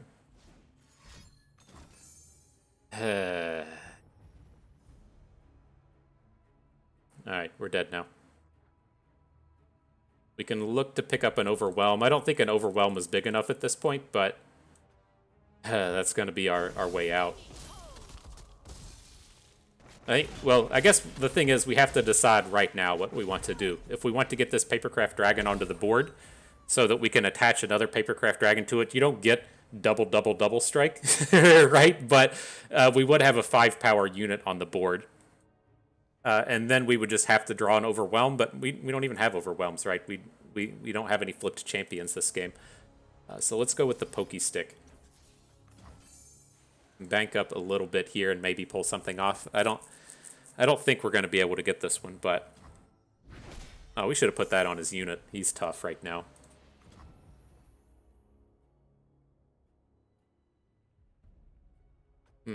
Vagabond is interesting, though. Let's bank up this mana. Might be a way to where we can make a play with a... make a play with the 5-2, the 5 attack unit. So say we hook one unit with hook Lysandra out of combat. Jesus. Okay. I think that's still where we're at this point. The card draw is just not going to get us anywhere. We can hook Lysandra out of combat with that 5 attack unit. We can look to Ruthless Predator the Frost Guard. So he's acting like we're just dead here. this is very aggressive with the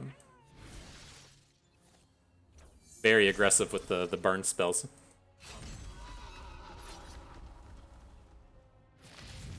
Take everything.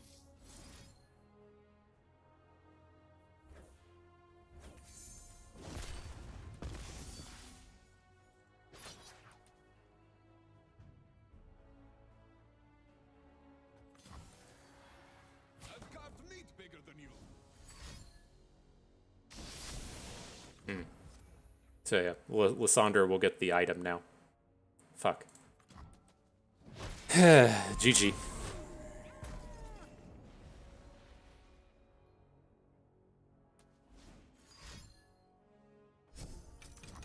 We'll see what we draw, but I feel like our season is about to end. We can pick up a Rite of Negation, but it's going to be too tough to hit on everything there.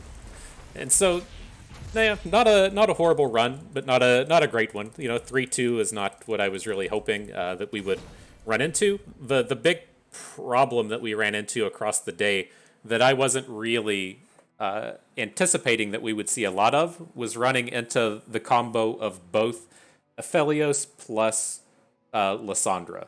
I felt like what we were going to see in terms of lineups didn't involve the two of those. I thought we would see like a bunch of things like Aphelios and Scouts and Aphelios paired into other things, but I wasn't quite anticipating the great amount of Lysandra that we were going to run into today. Now, it's tough for me on a couple of different angles, right? On the one hand, the metas are always so incredibly diverse that to run into Talia in 3 of our 5 matches is kind of crazy. The second kind of oddity to that is the reason people play Talia is she's a pretty good targeted card for the Aphelios decks. And so I think, I'm not sure if like from a strategic standpoint, if we just kind of read into the situation wrong as to where a lot of other people were really going to be chasing after this idea of just attack Aphelios. And from where we decided to attack Aphelios in the ban, other people are looking to attack Aphelios and having the access to Lysandra. And so what that kind of like strikes me as is like when we say we play someone like we just did, right? He did have the Shen Jarvan deck for our Papercraft decks, which were a bad matchup. But I think when I'm looking at it and you bring both like Aphelios and you bring Talia Lysandra, is your intent to just play mirror matches all day? Now, that is a perfectly valid strategy for a lot of people, in that, you know, if you're feeling like you're really good at the mirror match and you can really just outplay all of your opponents, then by all means, that's a perfectly fine strategy. But it's not something that I really like to embark, and I'm just curious if where we're seeing all these Talia Lysandra lineups, if it was just a function of either I just took what I thought were the 3 best decks in the format and I played them, or if it was B, kind of like a more targeted kind of idea. And it just doesn't really strike me as a really strong targeted idea when you're playing an anti-Aphelios deck, but then also bringing Aphelios himself. And so it's tough. Like I can't really decide if I just read into the meta poorly, or if it was a function of just a low roll in terms of the matchups we saw. And so, again, like I wasn't so worried about the extent of the Talia Lissandras. It's just I wasn't expecting them to be paired up with Aphelios so frequently. It just strikes me as kind of counterintuitive. And so, well, somebody's doing it. Somebody agrees with it. A lot of people were running that today. We ran into that multiple times. It's very awkward not being able to ban out the Talia. That could have been the other kind of problem with our idea, is that maybe we should have just sucked it up and played against the Aphelios when Talia was present. That's kind of an awkward and odd space for me, because I really don't like playing any of the Aphelios matchups. I think that the play patterns in them just aren't fun, and I just don't really want to deal with it. And so, from a strategic standpoint of optimal play, I don't think that